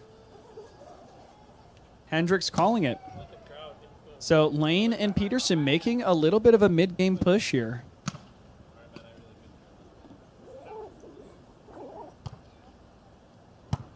Hughes, low pass. Nice high set from Quesada. Net from Lane. Peterson on the dig. Hughes with the kill. Quesada's hands have been very velvety, no pun intended. But shout out to the sponsor, Velvet Taco. His hands have been lovely today. It's and he'll let people know. He'll let people know. That's part of the game. Earns maybe a point or 2 per set based on that, a little bit of that trash talk.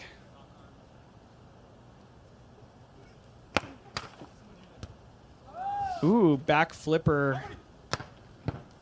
And ball goes long from Lane, unfortunately. And Hughes giving Hendricks a little bit of a stare down on that set. Just maybe asking just for a little bit of consistency. Consistency is the key. It's almost like in other sports, a passer makes a shooter, score. A setter makes a hitter. Same goes for reffing. If you're going to be inconsistent day in, day out on the reffing, it just makes it look unfair. If I can throw my 2 cents on that one, I think we're used to the inconsistencies from officials. Yeah, there ain't no instant replay in this as well. There definitely is not. There's just replay.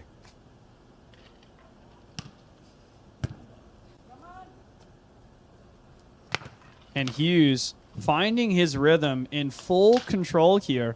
Now, as efficient and proficient as Hughes is at the net, the thing that I want to see is someone who I know he's that talented. He needs to take care of that first ball contact. Quesada's giving him a little bit of cushion and making that ball better. But I want to see Hughes take full control over that first contact, make his partner's life a little bit easier.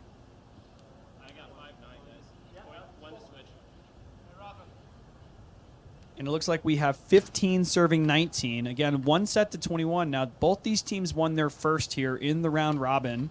The winner of this will inevitably have a really good shot at getting into the final match. And Hughes, no funny business. Takes a hold of that sideline, earns the opportunity to win the match.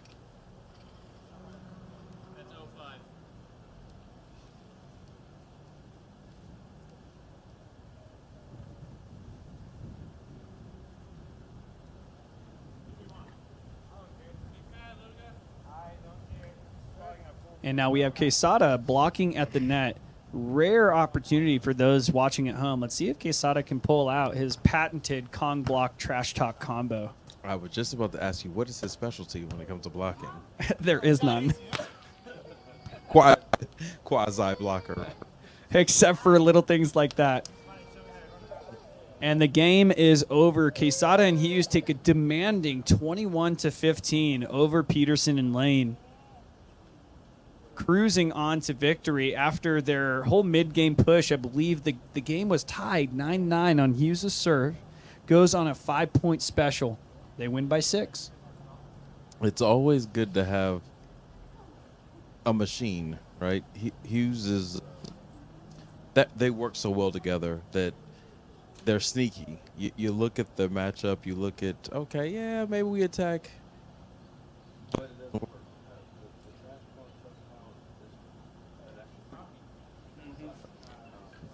His hands, his service, his mouth, all working together makes him bigger than what he is on the sand. I mean, it just is. It's more. He walks the walk, but he talks the talk. He backs it up. He does, definitely. And it's a sight to see, because it's almost like, when you're playing any other sport, you see a certain type of guy like, that guy's not going to do anything, and you assume. But I'm sure out here people know his brand, and he's on brand 24/7. I just met the man, and he's been on brand since the moment I met him. There's no lapsed day that Quesada doesn't hit the troll or the trash talk on the court or in the group chat. Trust me. You said his day job is to troll all day? Apparently. We're not quite certain what he does, but he does a really good job at that. He must be in sales. He's selling something, whether it's the trash talk, himself on the sand. He's good at it. He's been one of the best here for a long, long time. Quesada, along with Hughes, is two of the guys here that have actually qualified for the AVP main draw event within the last, I want to say, 8 to 9 years. So they definitely have the experience. They've been doing it for a long time. To your point, they leverage their strengths in ways that complement each other. It makes them such a hard team to beat in just a one-set format. Definitely, yes. In this format, they are kings of the castle. And so we have a little bit of a break here, and it seems like we're going to have a matchup of Quesada and Hughes versus Jones and Hendricks. They're going to get going here in a little bit. So if you are sipping on a little something, whether that's some water, sparkling water, maybe a little bit harder than that, feel free to refill, refresh. We have a few more matches for you here today. And before you go, big shout out to our sponsors. We have Velvet Taco Domain, Guayaki Yerba Mate, Dynamic Sports Medicine, Wilson, Project Serve, of course. And then the last two, you've heard them before, Sharp Vision, Modern LASIK, and Kelly Bear CBD. Tune in just a minute, y'all. And if you guys haven't done so already, feel free to drop a like or comment.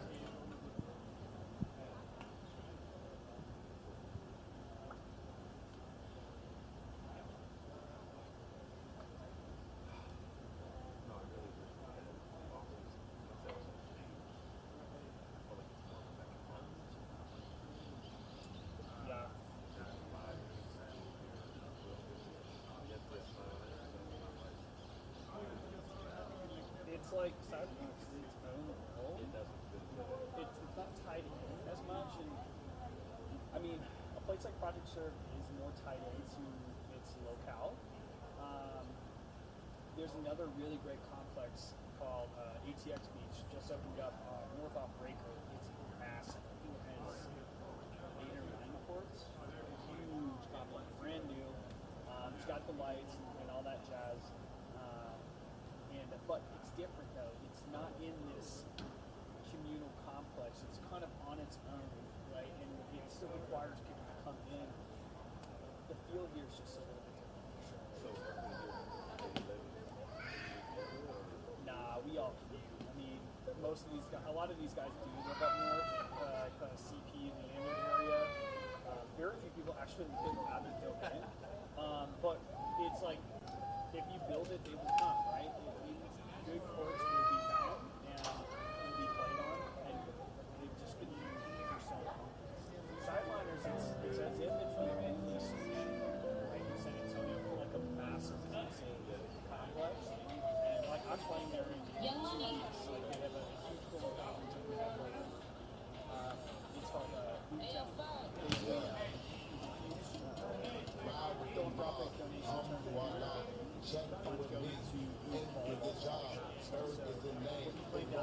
They have 12 pool. It's like those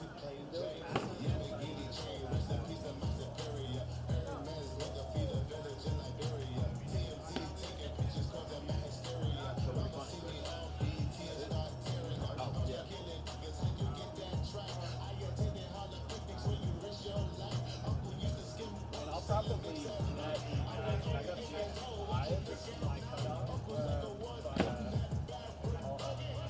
So the last 7.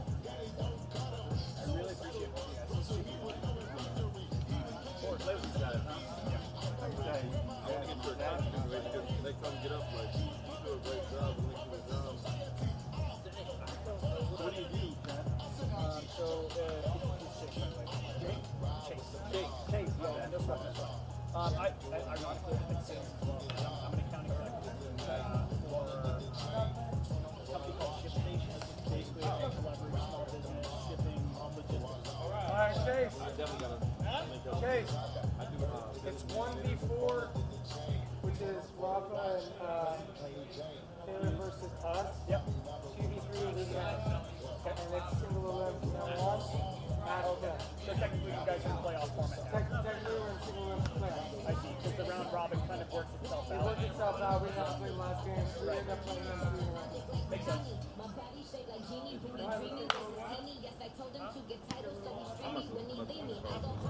Alrighty, guys, a little bit of an update here for those that are tuning in. The round robin. Now, the funny thing about round robin is, of course, everyone wants to play each other, but the way it typically works out is you know who's on top, you know who's on bottom, and the guys that have played each other in the middle have already won a head-to-head. You really don't have to complete the whole cycle for everyone to know where the ranking is. So we are going to go directly into a playoff format. The 1st seed and the 4th seed will play. The 2 seed and the 3 seed will play. And then, of course, there will be a final. My understanding is these are still going to be 1 sets to 21, just to make it clean, simple, and easy. Just wanted to update everyone on the upcoming format and the upcoming game here. We're going to have Jones and Hendricks squaring off against the current number 1 seed, Quesada and Hughes.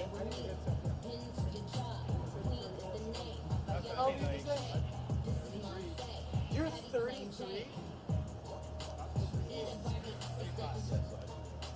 I suck. I suck over here. Out. I'd say about half. Yeah, definitely link up. There's a lot of education out there. Like our product, our product is like is the global leader for like amount of partnership. Like we ship billions of shipments.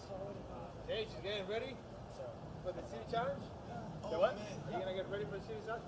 I mean, it's up to you guys if you think I'm not washed up. Don't change anything. I give you a chance to everybody. We're gonna ask the new guys to give them a chance. We're not gonna go by the team. We're gonna just go by the game and figure it out. We have new bloggers now. We have new fans. A lot of new players. Yeah, I'm down to at least give it a go. See if I still got the chops. Oh, quick. When it comes to sports time, you'll be there. Yeah, when it comes to game time, apparently that's when I'm my best, right? Everybody, you can hear you have this experience of all these new guys that look good and started the first one. Yeah. When is the next game hosted? The 7th and the 8th, but LJ in like 2 weeks, he's gonna come with sketches. He can give you some court time so we can go over there and like start. The 7th, so like second 7th of the 8th of December. of December. Yeah, we did, yeah. How fast you'll be in December? My goal would be to get one of those. That's where you met Bobby through the volleyball? I did, yeah. So I met Bobby. I was young. I met Bobby. Oh. I was fresh. Right at him. Right when you graduated. Yeah, I had just come back from doing my pro indoor circuit in Europe, and he was like, "Hey man, like, Yeah, I heard you saying that. brush up your chops on the sand." Because I'd done well in sand, but different caliber. It's a younger mentality. That's why all these guys are all in retreats. It's because the young guys, although they're exceptionally athletic, it's a different mentality. It's a different course selection. There's so much more experience. So I wanted to learn. Bobby was one of those first guys that taught me to learn.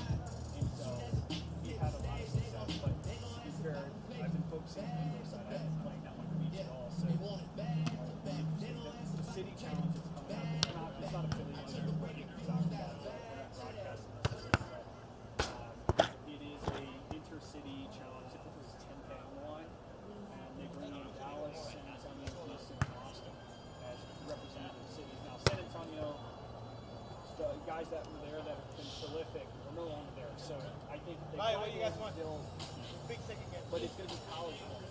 So college format for NCAA Beach is you have 5 teams that square off against each other. And what happens is one seed will play one seed, two seed will play two seeds, etc. And the team that wins 3 out of those 5 matches will take the regardless of if you're missing that. And we did that a year and a half ago. Super fun experience. Ben and I did really well there, and we ended up helping Boston win the challenge. And that this year we're about 2 teams from San Antonio, so they'll probably take 2 teams San Antonio, 3 teams Boston from State Tech, and then 5 teams from Austin. Austin right now is the most beach guys now. Dallas might have some to say about it, but Dallas has been hella quiet on the beach scene for quite some time. They probably have the best young product in the league. Thomas Hurst. The kid is exceptional. Really great player. But he's just he's got no one. He's got no one. He's got no one good enough to put his game at the level that he should be.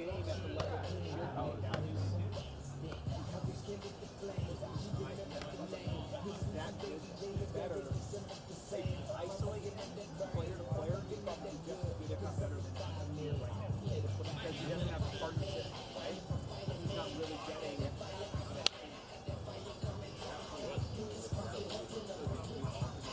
What do you guys want?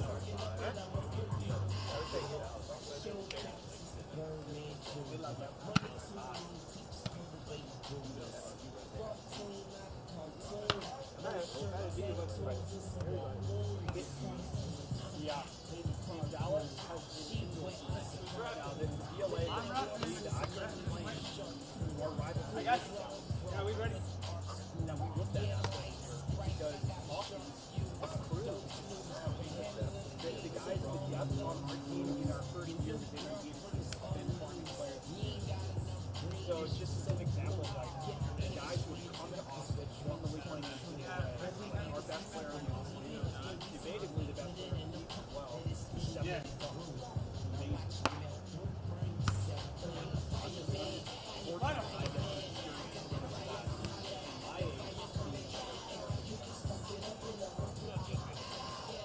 All right, it looks like we're back here, and I'm joined with Laron in the booth here.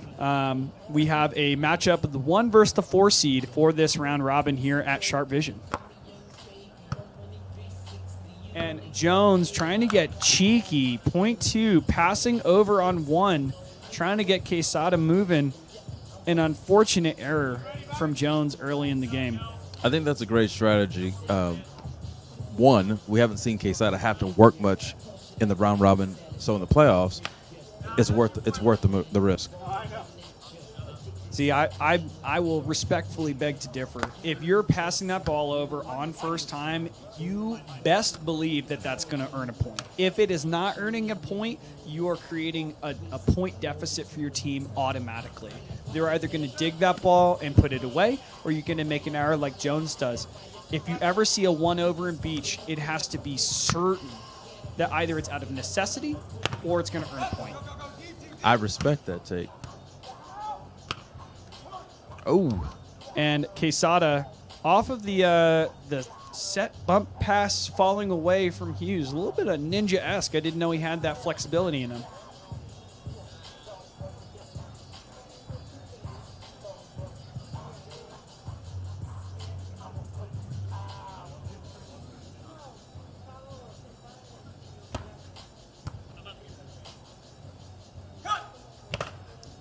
Line. And Hendricks finding that line. It is his favorite shot. He loves to cut down super late. For whatever reason, his shoulder lets him do it. I'm not sure how. But he'll find that if you give him a ball on the line, he will take it. Is he double jointed? I think he's had surgery on that shoulder, too. I don't even know what's going on with that thing.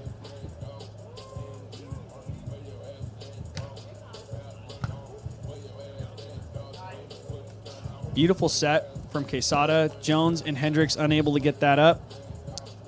Listen, I'm not trying to call out Jones, but I really think that first game he gave it all he had. Because lately he's been a step slower on finding balls, and when you corrected me on the going on the first option, that wasn't a pretty ball. He did put it down. He's fighting, but it just seems like he's a tad bit slower on that ball. I think he's leaning into just high risk, high reward play, right? I mean, if you do feel like your tank is a little bit emptier than maybe it should, and this could be on the day, right? It just happens. You sometimes have to take those risks to have a fighting chance. We're seeing a little bit of that from Jones now, but paying dividends in a point like that. Definitely. So, and also, look, not that I'm an analyst, but when I was on the sand, on the sun side, it's a little bit different than when you're on the shaded side. The shaded side, I feel like everybody's been moving and grooving and flowing like they should be doing. But in that sun side, you are taking risks maybe because you're like, it's hot, I want to get over to the other side. No doubt. I mean, it's not just the hot, it's the vision, right? I mean, it's almost sometimes 10 degrees cooler, right, in the shade side. You just feel better. Oh! And Hughes unable to get it done. Hendricks manifesting this massive block there. But see what I mean now? The other side is cursed because better be lucky than good, and that was straight Lucky Charms.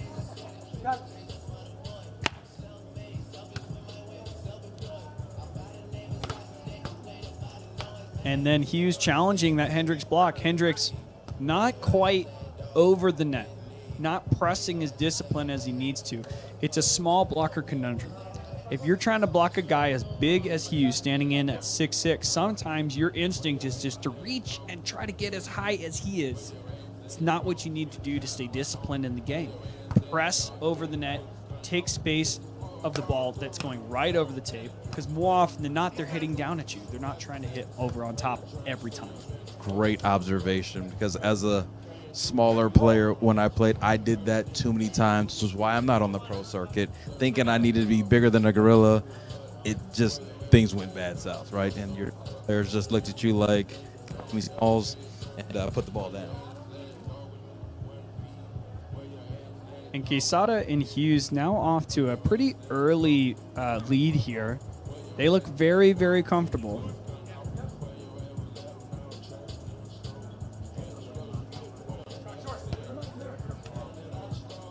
Easy ball from Hendricks. Might regret that, as he does. Now, one thing I have not seen, and that I'm a little bit surprised, we call it a bait block. So if you set up that block that Hendricks had on Quesada, you squat down baiting that you are going to block, he should pull and really get off the net there, knowing Quesada is not coming in with power. Squat down, bait the block, get out, take the dig, and live to fight another day. But I have not seen one player do a bait block in this entire day. I was just about to ask, why are you going to the net to block Quesada? Drop back, make him make a decision, save your legs, save your energy, play off of his hit, and then use it against him. Well, I might be tooting my own horn here a little bit, Laurent, but it is strategy I commonly do against Quesada. Then toot your horn, man. And it may work from time to time. Now, Quesada can put a ball down, no questions asked, but if he's feeling his groove and his flow, his shot is to just put it right over you. Exactly. That's his shot. He's a finesse touch player. He Yes. is not a power player. And given the depth he was off of the net, it's like you got to kind of read that. He's not gonna power it down. He's not getting over the net. He's a below the net guy.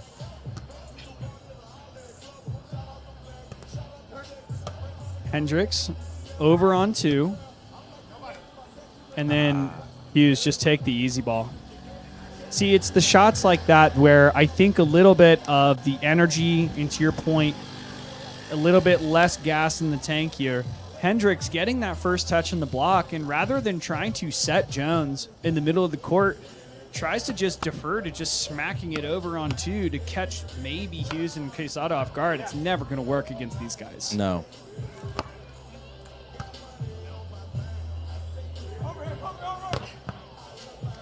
Yikes. Put a roof on it, my guy. We need a roofing sponsor. Really putting an accentuated block there from Taylor Hughes. Beautiful, beautiful move. taking another one. Can he make it 3? Hughes having his way at the net. And Rafa even getting a couple of breaths. You know, he's just hanging out. Chilling. He's like, you can work all day, big fella. I'll hang out back here.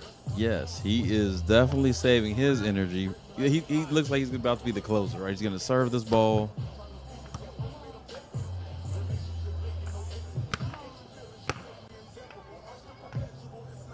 And smacks it over on 1, and it looks like Jones and Hendricks take the point. I don't think Quesada was really pleased with that call. Could have been called a double, but at the same time, you got to play it till the whistle blows.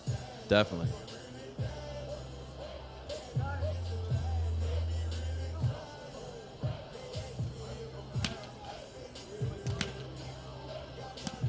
Jones here back to serve, finding his composure.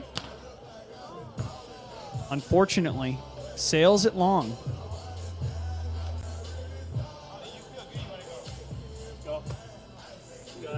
And now we have another rare opportunity. Quesada at the net, giving Hughes a little bit of a breather. You'll find this with some teams where Hughes is clearly the blocker, but he's been doing a lot of work up there. Big man's been working. Make him play defense, let him sit down there just to rest. And then Quesada putting on a supposed blocking clinic on the pull. Easy peasy. That set was off, but Hendricks made up for it. Another nice shot from Hendricks there down the line. To my first point, Quesada on that short ball dives in for that platform and pushes it over on 1. Why? He's skilled enough to not only get that ball up on his side, but potentially over to Hughes rather than to play that over to maybe catch the opponent off guard. Not my favorite shot selection, and it really cost him the point. Good observation. Let's see what Hendricks does with this serve. They got what they wanted. Get it to Quesada. Jones on the read on the line ball. Nice high set from Hendricks. Jones bringing power, goes long. Tough ball to hit. You got to give credit where credit's due to at least put the attempt in, but you're more than likely to make an error there. As was the result, but I'm with you. That was probably their best give and go situation. Down the line in. Clean play from Hughes and Quesada. Jones pushing over on 1, almost baiting out Quesada. Hey, come at me with what you got. Takes his partner out of the equation, though. Puts Hendricks in an incredibly vulnerable space. Still not my favorite shot. But you know what? Doesn't have to be my favorite viewing experience. It does not. But again, just being the analyst that you are and calling like you see it, definitely much appreciated. And I'm sure if they ever, go back and watch this broadcast, they could get the pen and pad out and say, you know what, Coach Chase was right. I'm going to hear about it. Don't you worry. Well, if you hear about it, that knows that this live stream was a success because they did use it as a teaching tool. Oh, money. Hendricks trying to find that line shot. Now Hughes, paying attention to the tendencies, takes the line away. Yes. Easy money. It's almost as if there's a third player out there for Quesada and Hughes because I don't know how this happens, right? Like, Quesada is like, he's just chilling. He's not having to do too much on defense. He shows up on offense. They're not having to press. Which will bode well for them as they inevitably will take this game. Yes. Not to write off Jones and Hendricks too quick. The water at this point, the tide is coming in. Let's see if they can make a run. But Quesada and Hughes primed for a really good final, especially if Quesada is rested. And going to your point, we've seen this in 3 matches now from Jones and Hendricks. Nothing's changed. Their first match was their best match. Their second match is this third match is similar to the second match. So it's not like we're just nitpicking here. We're just looking at tendencies and play and choices and decisions. And then their opponent, their first match to this match has been consistent. Consistent and clean. The thing that you have to give credit to on the side of Hughes and Quesada is that they just play clean. They don't make many errors, and they let the play ride out. they let their IQ and experience and skill set default to a point. And it pays dividends long term rather than taking too many risks too early, creating too big of a deficit to come back from. It's part of their game plan. What's the famous saying in sports? Don't beat yourself. Like, by not beating yourself allows your opponent to have to beat you. And when they can't do it and they beat themselves, you're in full control. Quesada with the pickup. Oh, better to be lucky than good. Great touch from Jones there on a tape tickle. But unfortunately, unable to get that ball up. Quesada just all smiles here on the back line. Is this when he's most dangerous because he's not talking any smack? Like, I haven't even heard him say a word yet. Is this a flex that he does? Like This is a flex. Jedi mind trick? This is a flex. And Jones trying to stay out of Hughes's block. Unfortunately, nets. But yes, to your point, Quesada is in full cruise control. He's getting exactly what he wants, when he wants, where he wants. And it's really, really dangerous for a lot of these athletes out here who try to contest that.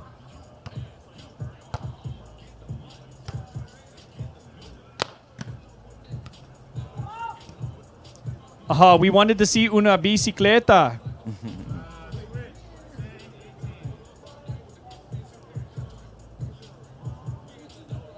Jones bringing heat there, finding a little bit of success here for Hendricks and Jones leading into the late part of the set.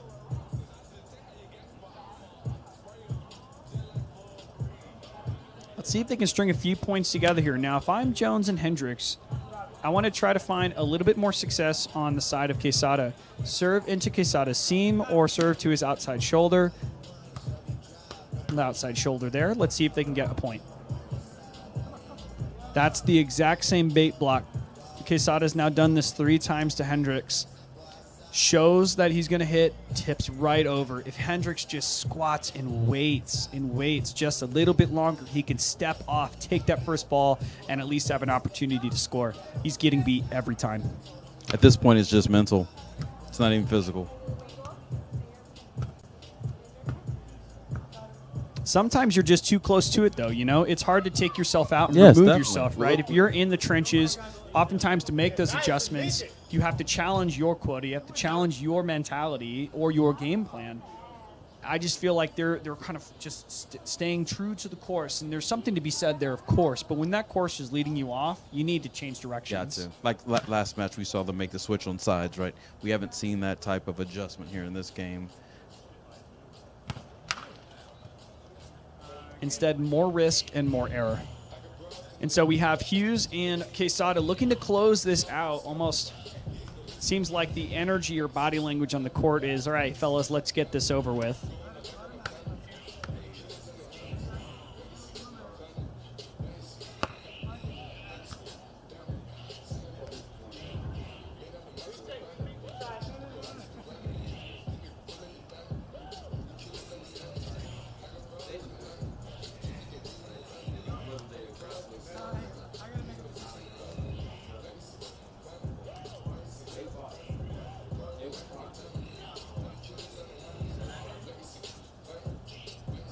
It was not their day. And, you know, the amazing part about this is that this happens at the Olympic level. We saw teams in the Olympics this past summer shut down, mentally had no adjustments, or they get stuck, right? And then they're losing by 6, 7, 8 points, and they'll concede the set. They'll be like, all right, guys, let's set. Now, you could argue that there's some strategy to it. In a round-robin format where every set, one set matters here, maybe not so much. You want to give that much effort. However, in an Olympic setting or in a match-like setting, sometimes it is important to cut your losses. In a game where sand volleyball is so energy expensive, if you create that tax in that first set, you're going to have to pay it out in the second. Why not actually don't put yourself in that deficit, concede early, get it over with, feel rested, find momentum, make those adjustments in set number 2, and you'll find that the best teams will actually do that. If they're down 6, 7 points, you always want to fight. You'll see some teams take the strategic move of cutting their losses, live to fight that second set, and make that adjustment and come out hot and strong.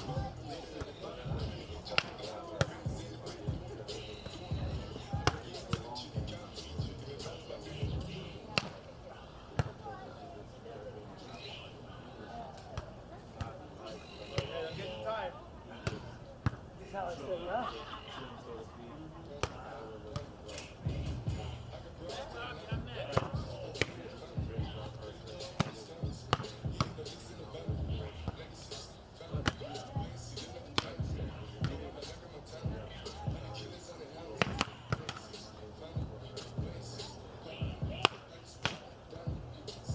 I love playing Monday morning quarterback. It's pretty great.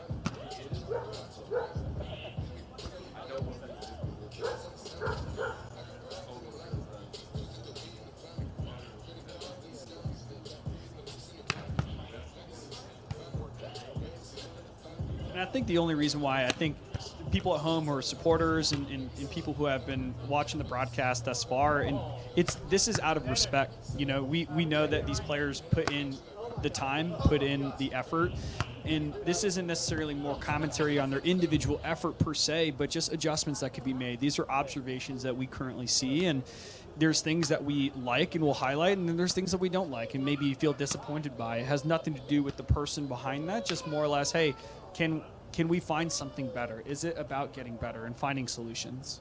Always look at it like this. If you're in a game of volleyball or you're understanding the concept. I tell my younger son, who's a flag football player, like, hey, when we watch the NFL, the reason why we listen to the commentator, because they're definitely going to be a Monday morning quarterback, tell you what they should have done or what they did, again, like you mentioned, or what they didn't do well, and you can learn from it. It's always better to learn from somebody else's mistakes. So when you go out there, you can try not to replicate or duplicate, which we're human, it's going to happen, but that's what we have film for. And well, listen, if I'm going to be the next Karch Karai, you might be the next Tony Romo, my guy. Hey, listen, I'll take it. I like wearing a sports coat, so call me up.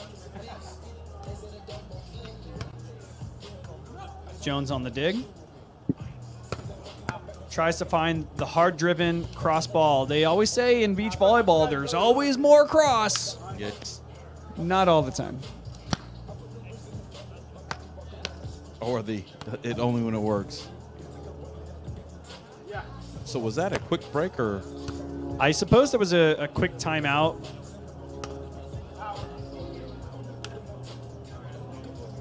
Got routine. If that's what grounds him, then power to him. Another error, though, unforced from Jones. Trying to stop the bleed here. Overset from Hendricks. Set over. I mean, good, beats me. I mean, if I'm just taking a look, his hands clearly make it over the net with him standing. Yes. Yeah. Okay, we're seeing the side switch. Maybe a little too late, but let's see if this will work out for them on this point. It looks like they're targeting Jones at this point. Quesada just served him. He knows his passes have been a little awry. And Hendricks going for the aggressive swing into the massive block of Hughes. Hughes has just been an absolute unit in this entire match. They serve Jones again. He loops around and lands it in. So, beautiful shot from Jones. Textbook. You get a good pass. He actually cuts around to the backside to eliminate the sun vision. And then shows the hard angle, turns the thumb down last second, gets the line shot, textbook line.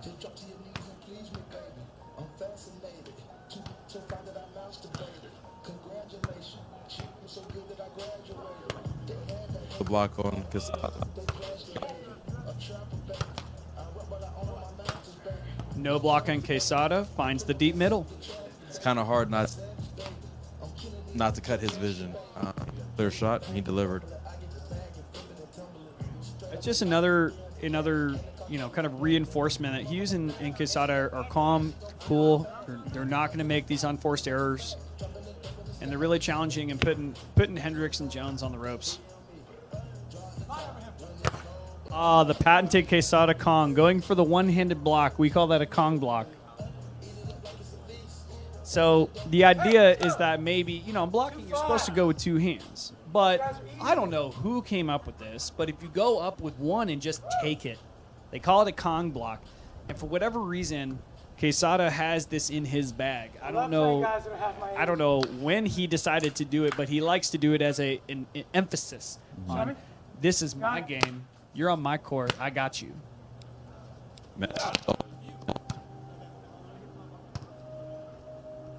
Oh. The touch by Quesada. Silky smooth. I mean, he had like 9 points to rest there, so. He's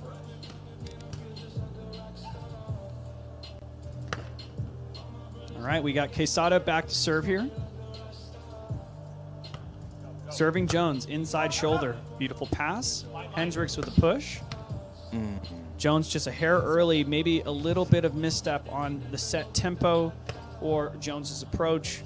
Unfortunately, putting him in a vulnerable position, cutting back, is unable to execute. also a great show by the blocker. He took away, he forced the goal line all the way up to that position. Play. And Jones trying to find the jumbo on Quesada, but Quesada there and clips the back line, going every bit his way today. I call this a spin cycle, right? Like everything you can, and it's still getting topsy-turvy in there.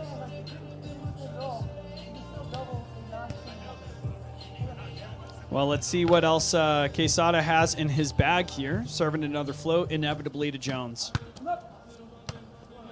Hendricks on the option. Quesada coming up. And with a little bit of the stare down after the fact.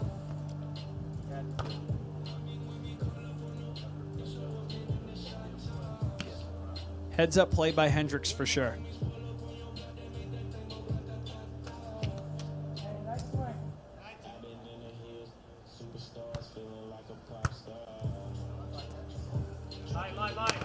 Nice set from Hendricks. Easy pass. Left hand from Hughes. Dig on Hendricks. Rafa just standing on his feet. And then Jones gets the high line on Hughes. They finally get one right there. Jones and Hendricks still fighting. There you go.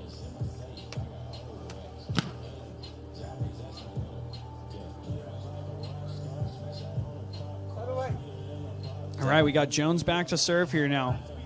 I would guess he's going to try to target Quesada here. Was that an ace or was that a stoppage It in seemed play? like there was a discrepancy on who exactly was the server, so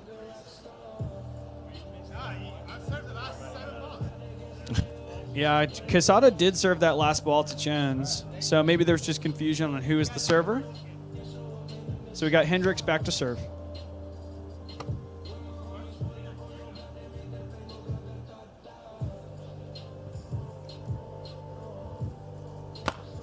Deep float on Hughes. And Hendricks winning a little battle at the net. And I like to see a little bit of a light at that tunnel. The result he wanted. Hendricks just all American nice guy, staring down Hughes. Can't help but smile, of course. He got the best of him.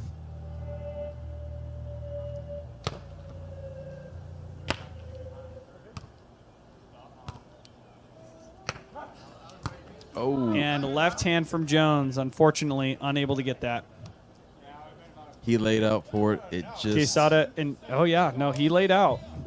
Maybe he wanted to stay down there, but listen, guys, it is about that time. I got to be heading out here. Time's about 5 o'clock. I got another engagement to get to. I'm not that cool. It just happens to be that the schedule did not line up. And so I will, for those that have been tuning in, thank you guys so much. Again, my name's Chase. I'll see you guys in the next one. Again, big shout out. We got Munoz video production. I was joined in the booth by LaRon. It's LaRon Fields, correct? And so, we got Tony Romo, we got Karch, we got the whole bag. Next time you guys hit up that TXPRO Beach Series, we're going to be here. We're going to be ready to rock and give you guys a great broadcast. fun. Thank you. Yeah.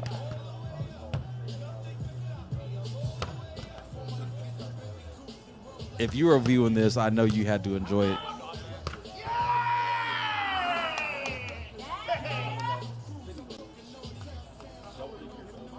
mind of yours is wide, so I know you'll. Okay, well, let's see if I can turn back the dial. And then I'll leave it with my take on who could potentially take it today.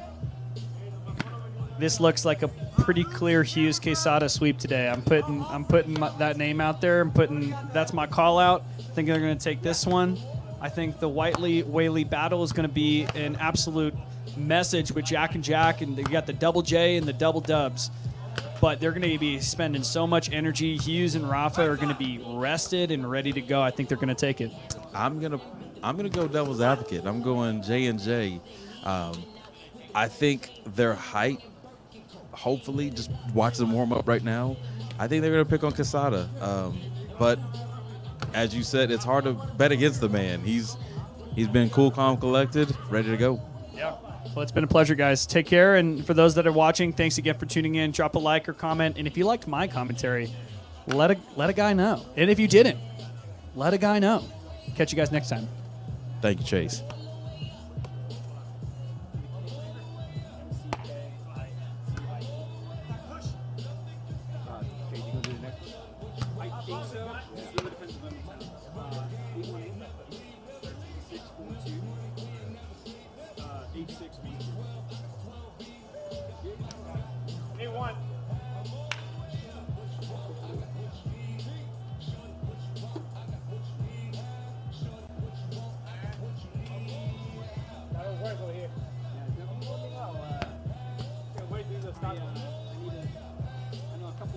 Next couple weekends, you're gonna be out of town. We'll see when the next events are gonna be. Bobby just wanted me to get a good look at what the setup's like, how the feed's gonna be. Just trying to get used to it. It's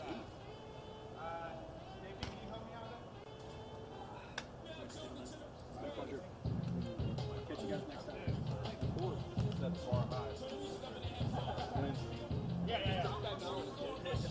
I tried to do a crash course.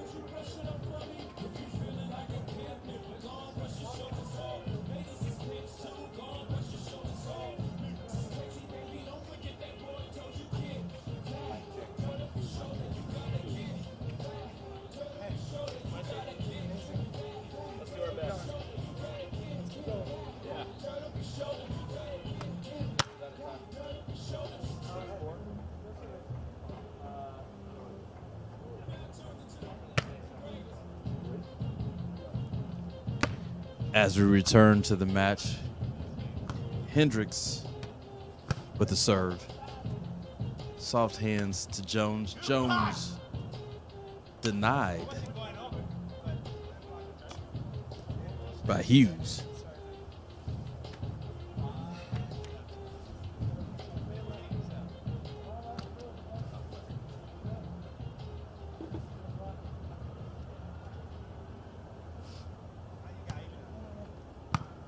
Hughes on the serve.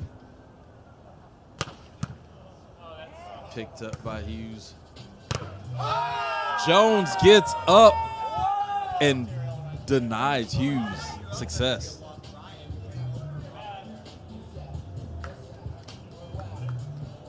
I hope you guys are enjoying the broadcast. Chase McKenzie did an exceptional job.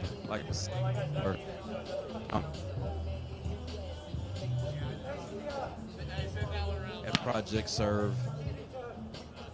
Glad you're tuning into the broadcast. Oh, you, sir. Sorry.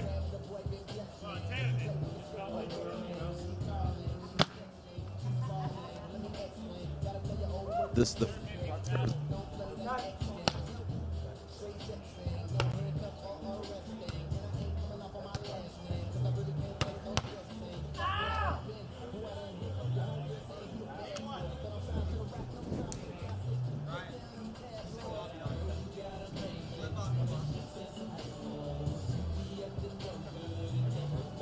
Yeah, apparently I didn't do my job there. is being produced by. This broadcast is being produced by Munoz Video Productions. Watching Rafa. They made Rafa work on that one. The wife was not too pleased. Asked him if he was catching a nap on the sand.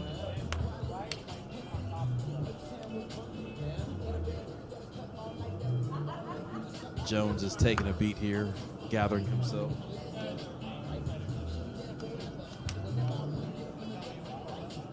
Bobby Jones, host of this tournament here at Project Serve. Quesada on the serve here. Serving it to Jones. Jones goes line denied. Jones picks it up over the net, and no, it does not go over the table string.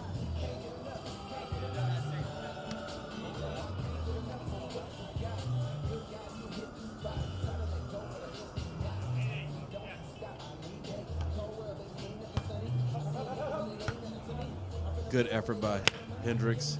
Jones gets the back corner. Team Hendricks and Jones pick up a point.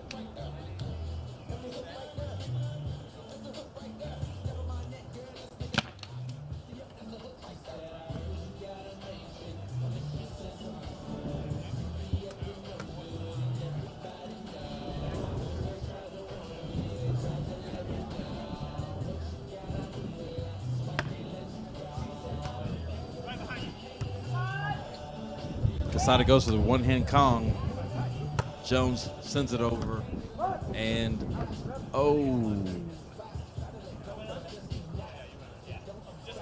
ball went under, did not go over the net.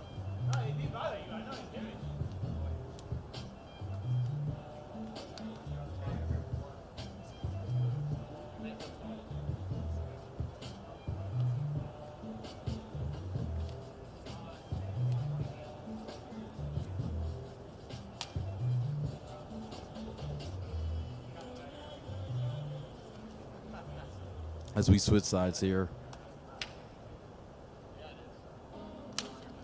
Looking for a score update here shortly.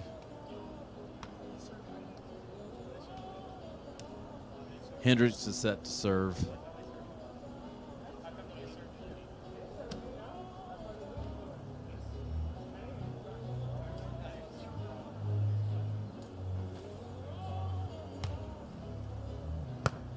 Hughes picks it up. Quesada with a set.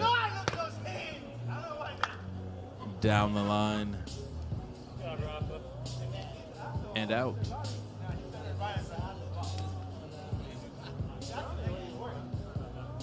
touched it right in the ball. Okay, I'm throwing it to the ball. No shit, I can give me a ball. Oh, actually, that was it. I mean, it was in. Hughes knocks it in. All right, who do you want me to serve? I want to pull. Hughes looking for the serve. Clears. Jones with the power, but not the accuracy to hit the corner. Or he does.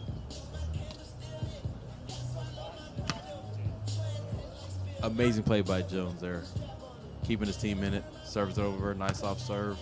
Gets out on one. Jones tries to get over the top, but a one-hand roof by Hughes. Game point.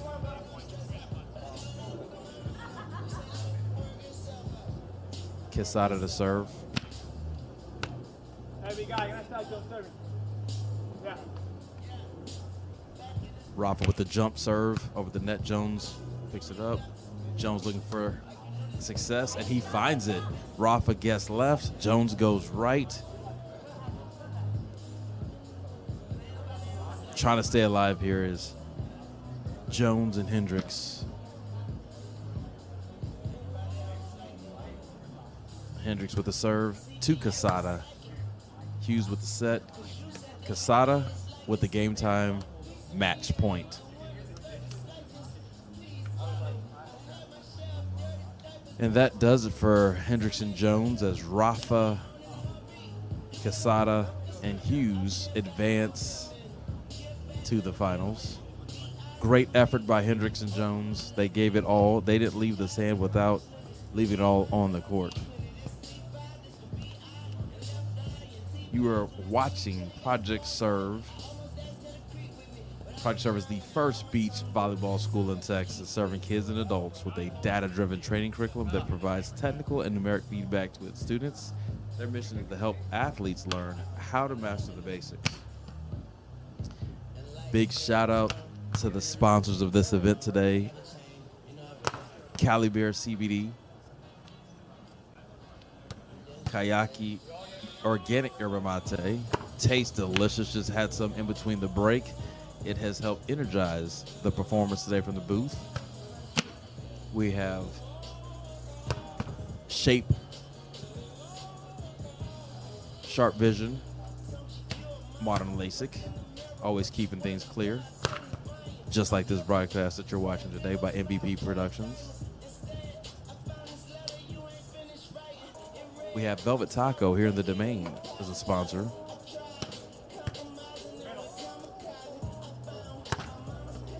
Right now we're watching the warm-up of our next match. Next match will be between Ben Whitley, Stephen Whaley, Jack Peterson, and Jackson Lane. This will be an epic battle. Two ferocious teams with power. It will be a different type of matchup that you've seen from the last two matches. This was going to be a slugfest.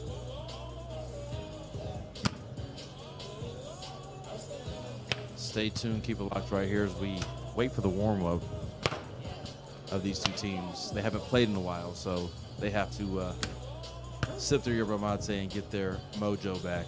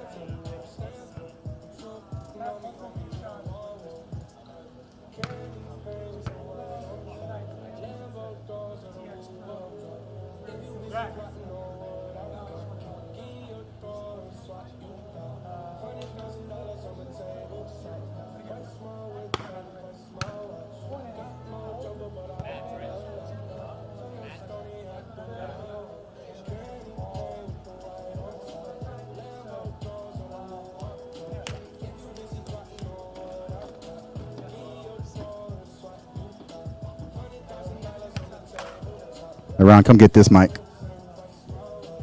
Right here. Come get this way. Right here.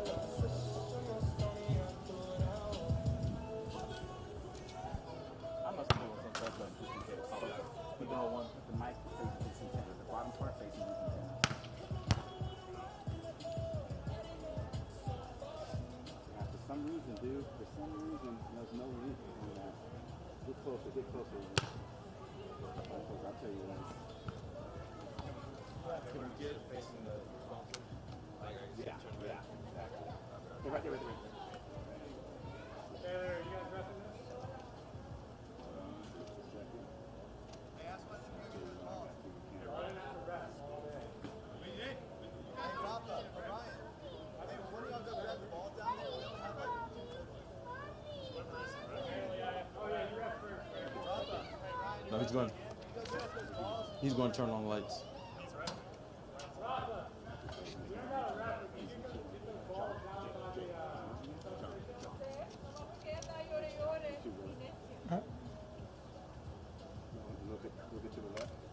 I was gonna say, if we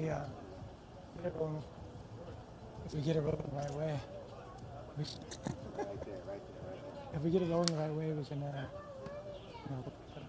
shirts, deck. So I think this is gonna take off. Hopefully. So we'll get it. Thanks, Ryan. Ready? 3, 2, 1. You guys are on. Here we are at the Ultimate Beach Series. We have Bobby, the host and the director, creator, CEO, expert knowledge advice guy. We're here live coverage. Bobby, thank you for having us. Glad to be here at this event live streaming for you. Tell us your vision about this whole series. Man, thank you guys for coming out and making it so special. Live streaming is a dream. Live streaming is a dream that we've had here at Project Serve since we opened up in 2014. But honestly, man, the major vision is we want to give Texas athletes an opportunity to shine. And man, I'm 45 years old. I've got more years behind me than I do in front of me. My legacy, I want to leave something for these guys that have accepted me and helped me be better and play better. These guys have all, just played amazingly and surpassed me in every way, shape, and form. And I'm just honored to still be able to compete. But here, this facility has been such a blessing. We've served over 20,000 athletes in 10 years. We've signed, 35 athletes to NCAA Division I scholarships. We've really dedicated ourselves to the vision of the community.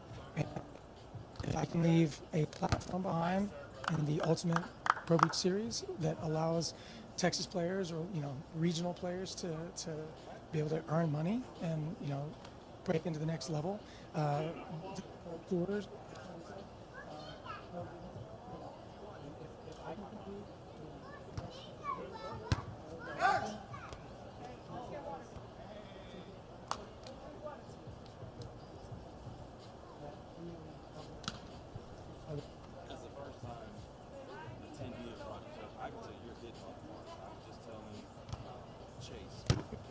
Man, the culture here, volleyball, it's a culture thing, right? You want to make sure you have the beach vibes, the culture of volleyball. He was amazing. He's a part of this. Just watching you out here, you stay your 45, you were looking like you're 25. Testament to your training and just knowing the impacts of it. Look at the guys here. I feel like I'm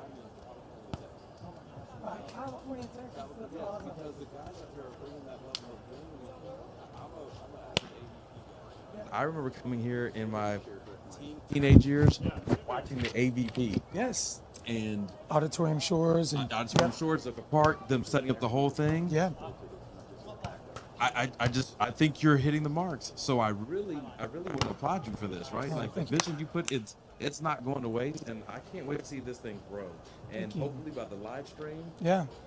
Growing an audience and then having people want to come in, more people say, oh, I didn't know about this and I can take an opportunity. So what are some plans? Do you have more of these coming up? Yeah, absolutely. Thank you so much. I mean, that's a huge compliment because, I learned the game in California. I learned the game here in Texas, I'm sorry, but I was trained in California in the early part of my career. I got to work with, all of the greats and so many more. And so that's such a compliment because I want to bring the California vibe to Austin, Texas. The vision moving forward, we want to try to do one of these per month in terms of October and November. We'll regroup in December and January and hopefully come back in either February or March with some series dates. And, this is in no way, meant to be cheesy, but like if people want to get involved, just hit me up. If you guys are watching this and they're sponsors and banners and help this thing grow, we're all for it because, at the same time, that is the entire vision behind getting the live stream is that we want to be able to help local businesses and national level businesses grow their audience. And if we can harmonize both of those goals and knock out two birds with one stone, that's obviously the way that the sport's going to grow. So let me ask this question. You're throwing it out there, hit you up, sponsorship, Yeah. players. Is this a men's and women's series or men only? Yeah, absolutely. Great question. Right now, just the way the landscape is in Texas beach volleyball, I just have access to more of the men's players. My juniors director, Coach Tori Paranagua, is an amazing beach volleyball player. She's a professional player in Brazil, All-American at Florida State, and is now and is also an AVP pro. And is traveling with her partner, Gela, and they're playing tons of events this year. We want to grow the women's side as well. She's passionate about playing. She's passionate about getting more looks. They are passionate about playing the FIVB and have registered for some of those events. And so, yeah, 100% we're on board for the ladies' side as well. We'll figure out the logistics to that and, timing and all that stuff. But we want to elevate the game of beach volleyball. We want to give back to the community. And my business is Project Serve. I'm blessed to be able to run a data-driven, metric-driven, beach volleyball school, for the lack of better words. And I have some of the best coaches in the state of Texas working with us. And man, if we can elevate the game to that professional level, my business is I love training. I love helping people improve. I'm passionate about helping people improve and see their next level. And so I think those goals harmonize. And if we can do it for the men's and the women's, that would be amazing. I would love that. So it's safe to say 2025, be on the lookout for both men's and women's series. I know you're going to figure out because your passion's there. So let's go back to today. What's at stake right now? What's at stake for players today? $800 in prize money. We're paying down to third place, I believe. We've got to, really compete at a high level to get past these guys. Yes, there are other strong teams in Texas that aren't here today. Hopefully we get those guys to participate. But today it's all about prize money and bragging rights. And I've seen that. I've seen some of your players that we're going to interview later. Yeah. Get their fill and take on the game. But this has been enjoyable. You have Thank you so everything much. you want in competition, trash talking. You got skill. Yeah. This isn't your mom and pop's rec league. This is not a softball beer league. This is a I own you league, and I want to own you. And when I first got here and we were setting up, the trash talking had already commenced. Nobody had swung a ball. And then you come in, and I'm like, hey, Bobby, and you hit the dumbbells. It's like, this man's getting a quick workout in. Like, this is for real. This is not a game. This is not a game. Anybody out there who's over the age of 40 knows the value of health. Health is wealth. And so, I bring the dumbbells everywhere I go, every tournament, and I'm trying to stay at the highest level I can. You know what I mean? Definitely. So I really appreciate the kind words, man, and these guys appreciate it as well. They're gonna trip out when they see this, the live stream product. Nice up. But you're right. The trash talk in this community is insane. We call it put up or shut up. You got to come out here and I like to jaw jack back and forth with these guys, but I think I'm probably at the best 10 years older than these guys. Yeah. I heard you throwing that out there. Like, I love playing people half my age. Maybe 15 years. Just been a really great opportunity. Well, again, thank you for Munoz Video Productions be out here. No, live streaming amazing. For you. Just doing this, we're in our head thinking we're about to get in our bag. What else can we do to elevate this event? Man. We know that live stream is powerful. Do this in other events, and we know that what your passion, our coverage, this thing's about to take all the way off. I love it. I love it. Keep bringing this action to your. Sponsors, Dynamic Sports Medicine, Guayaki Yerba Mate, who's been with us for almost a decade now, Cali Bear CBD. They're ointment, the derivative ointment, it literally keeps me in the game. Sharp Vision, Modern LASIK. Corey Salter does so much for this community. He's amazing. Who else? Oh, Velvet Taco. Velvet Taco. Gosh, let me tell you something. Velvet Taco at the Domain has literally helped us build and triple our community size. I mean, they are literally our biggest supporter. Anything we need, they come out for us. They show up for us. We take all of our kids' programming to Velvet Taco. I cannot express enough, guys. If you love tacos, which I think everybody in Texas does, please get to Velvet Taco Domain. They are literally the best sponsor we've ever worked with. Great job. Great talking to you. Thank you, brother. We'll look forward to Thank it. you. And we'll talk to some of your other competitors today. Thank you Go so much. Take a rest, All get right. them dumbbells, whatever you do. Thanks, Back guys. to the action.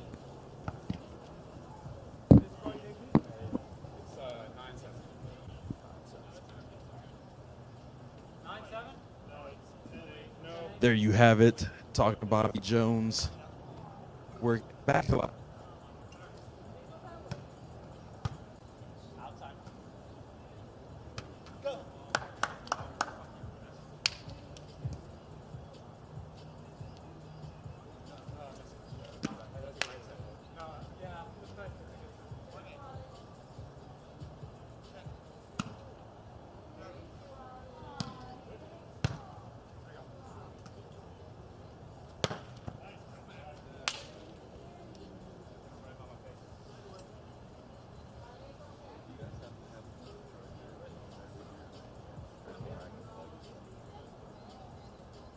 Oh, do you guys have like a motherfucker at USB? I'd be lying. Yeah.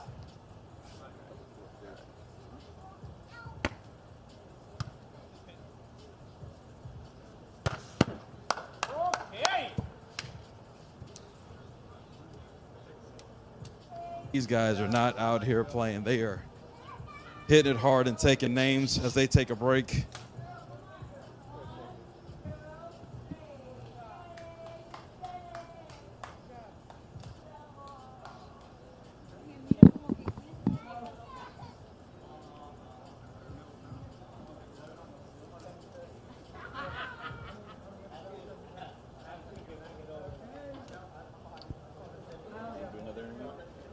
Another interview?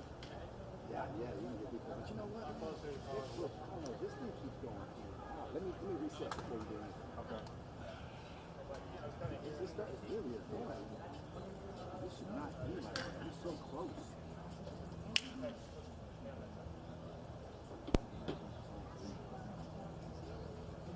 These are expensive lights. Should not be like that. It's going yeah, I'm resetting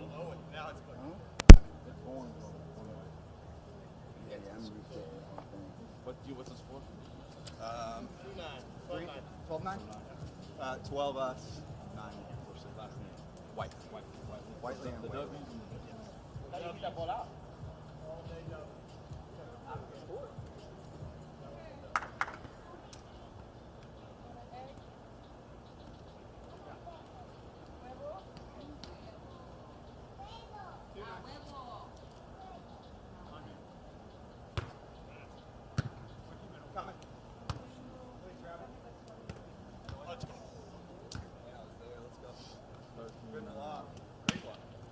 Very nice.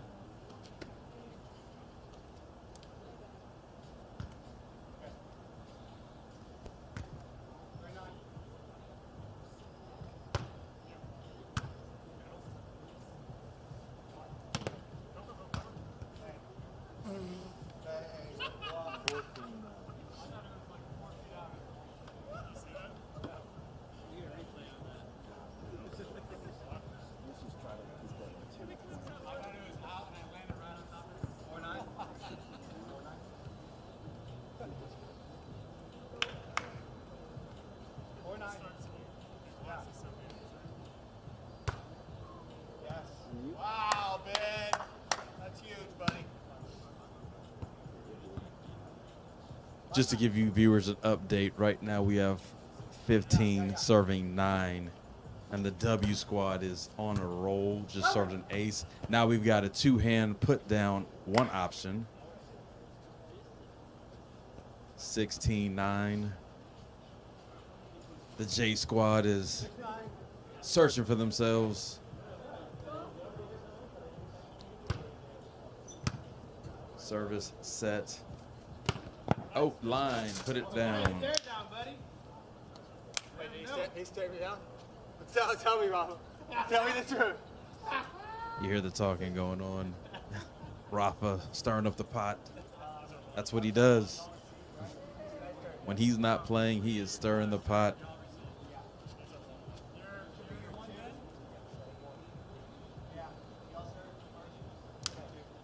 As they just figure out who's serving for the J squad.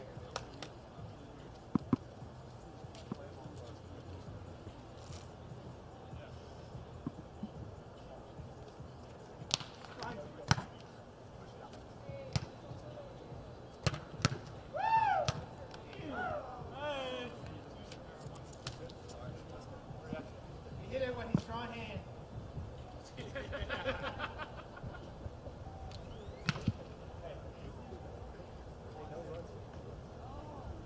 That was his right one hand. Jackson Lane serving again.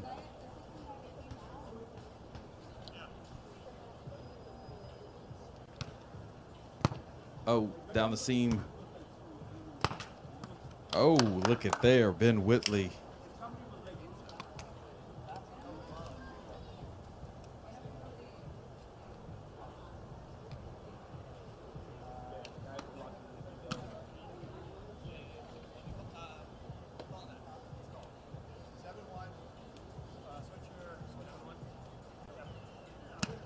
Stephen Whaley serving 17-11. Ah.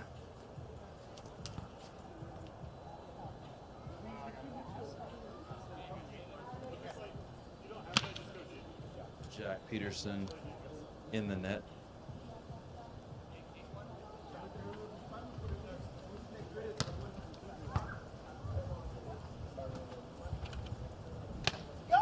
Stephen Willie picking it up in the backside. Whitley up, over. Ah, side out.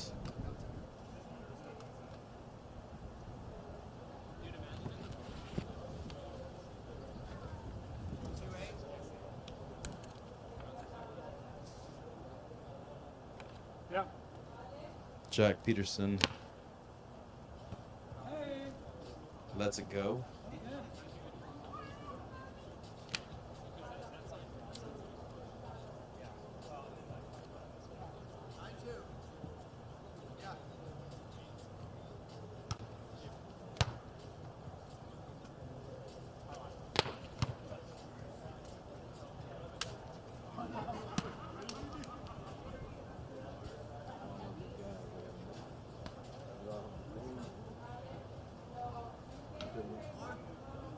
Good night. Yeah. Nice jump serve.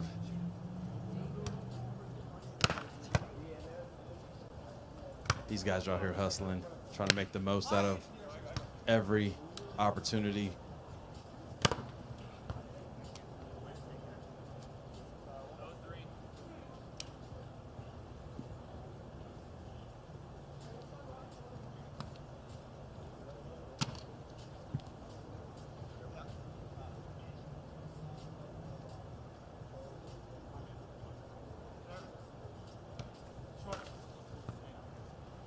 Another unforced error on the serve.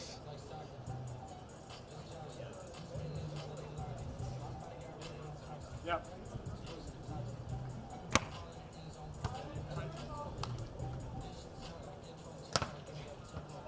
Block attempt.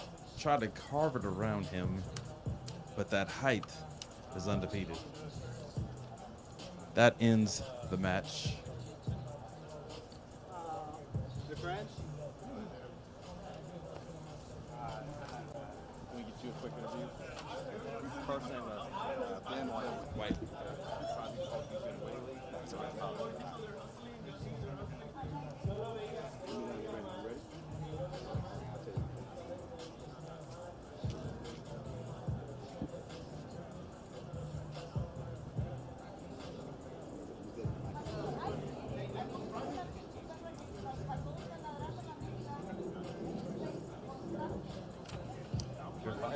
I am.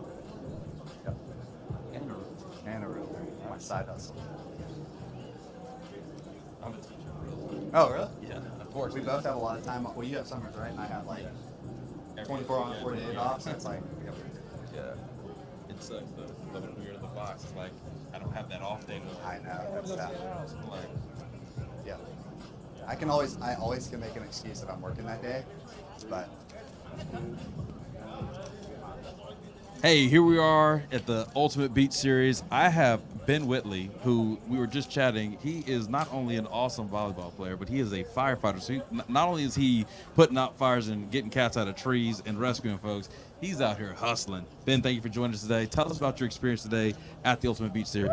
I appreciate it. It's been fun. Bobby's done a great job bringing the teams together, rallying everybody up.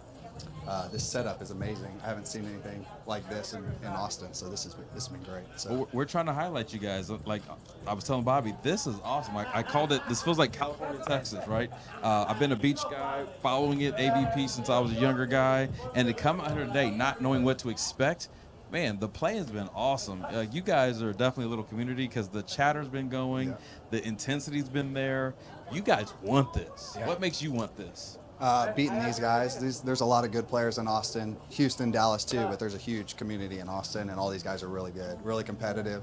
And so beating them and leaving, being able to talk a little crap to them, that's what drives me. So. When will you see these guys again? After today, do you see them in other What's leagues today? or around the city? Today is Saturday. I play with them every Wednesday. Every Wednesday? At least every Wednesday, and then we'll hop out another day that we get small groups together. But we have a big core group that comes out every Wednesday and we play. Okay. So what makes a term like this challenging when you know everybody's tendencies? Is that a good thing or a bad thing? You don't have to worry about studying them? That's a good thing, but you know the people that are better than you and the people that aren't as good as you. So sometimes you take them lightly. Sometimes you put pressure on yourself when you're playing the bigger blockers. You know, we got some big blockers in Austin, and a lot of us are just little guys. So yeah, it helps and hurts. And so what's your passion to the game? I just like getting out here sweating. The competition's my main thing. So. And your partner, your chemistry, it looks like you guys are in sync, not like the group, but like a volleyball team should be. How do you guys practice the chemistry?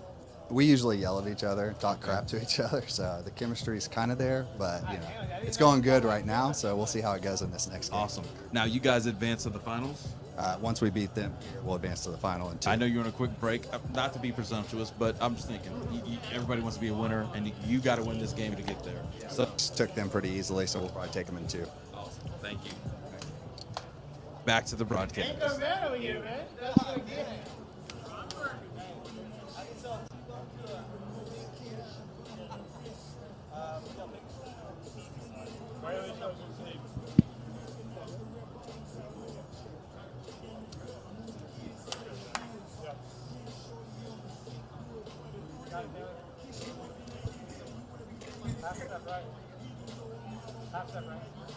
Yeah.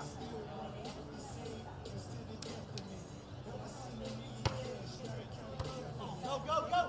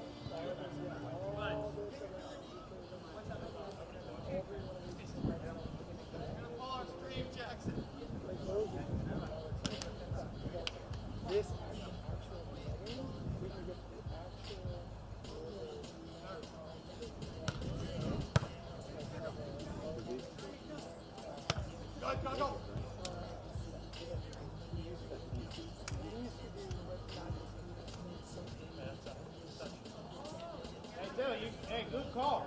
By the time we play, the sun's be gone. Yeah, that's I think cool.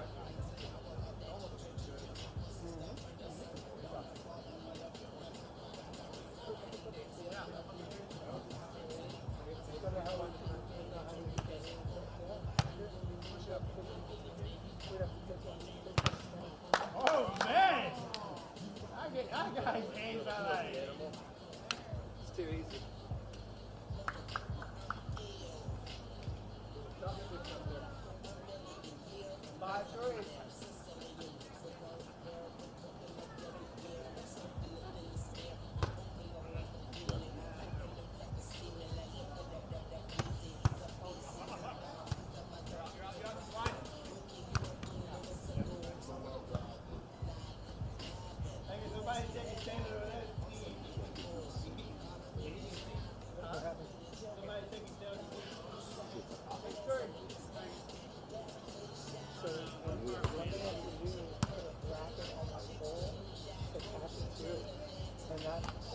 I'm sorry.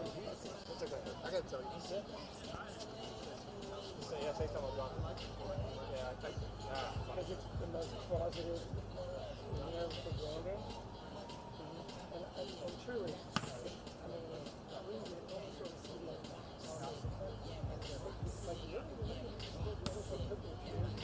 they would do that. And the butterfly.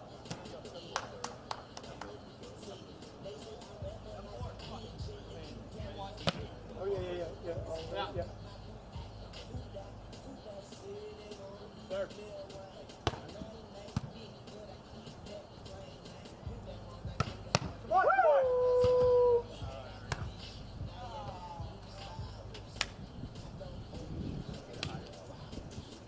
You know, I can pass it. I keep thinking flippers better, but I can.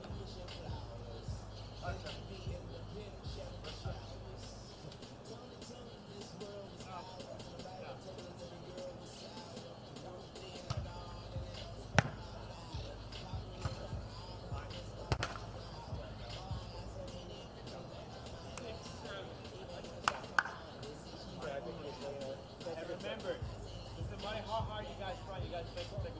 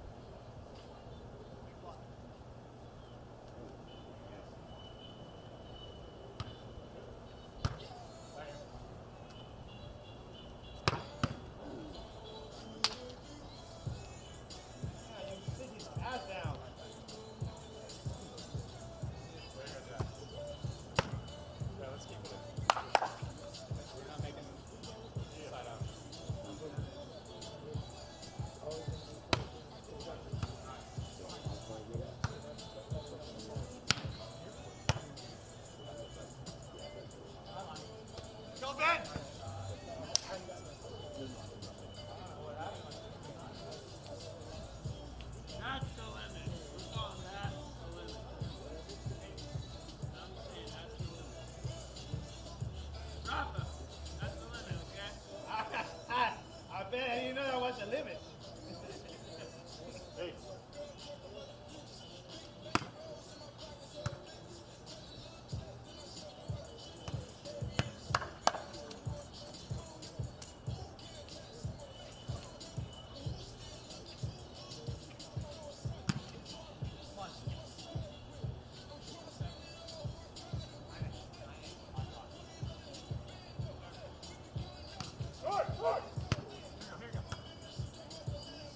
Hey, little guy. Great set, Jackson. Great serve. My man Jackson correcting everything. I'm over here. Last up right. Yeah. 9?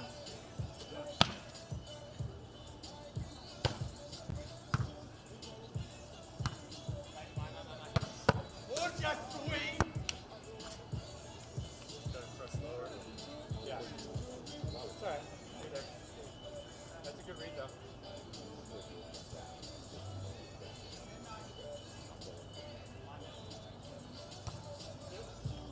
Push up. Throw it up there. Go ahead! No!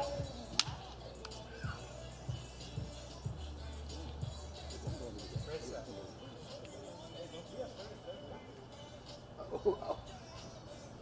Hey, that's quite tough.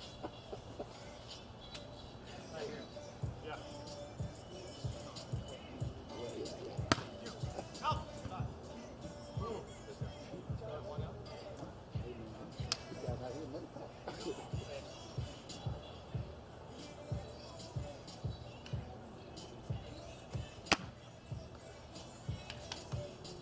Made me think about it. Going out 3 at this point. Not close enough to play, but made me think about it.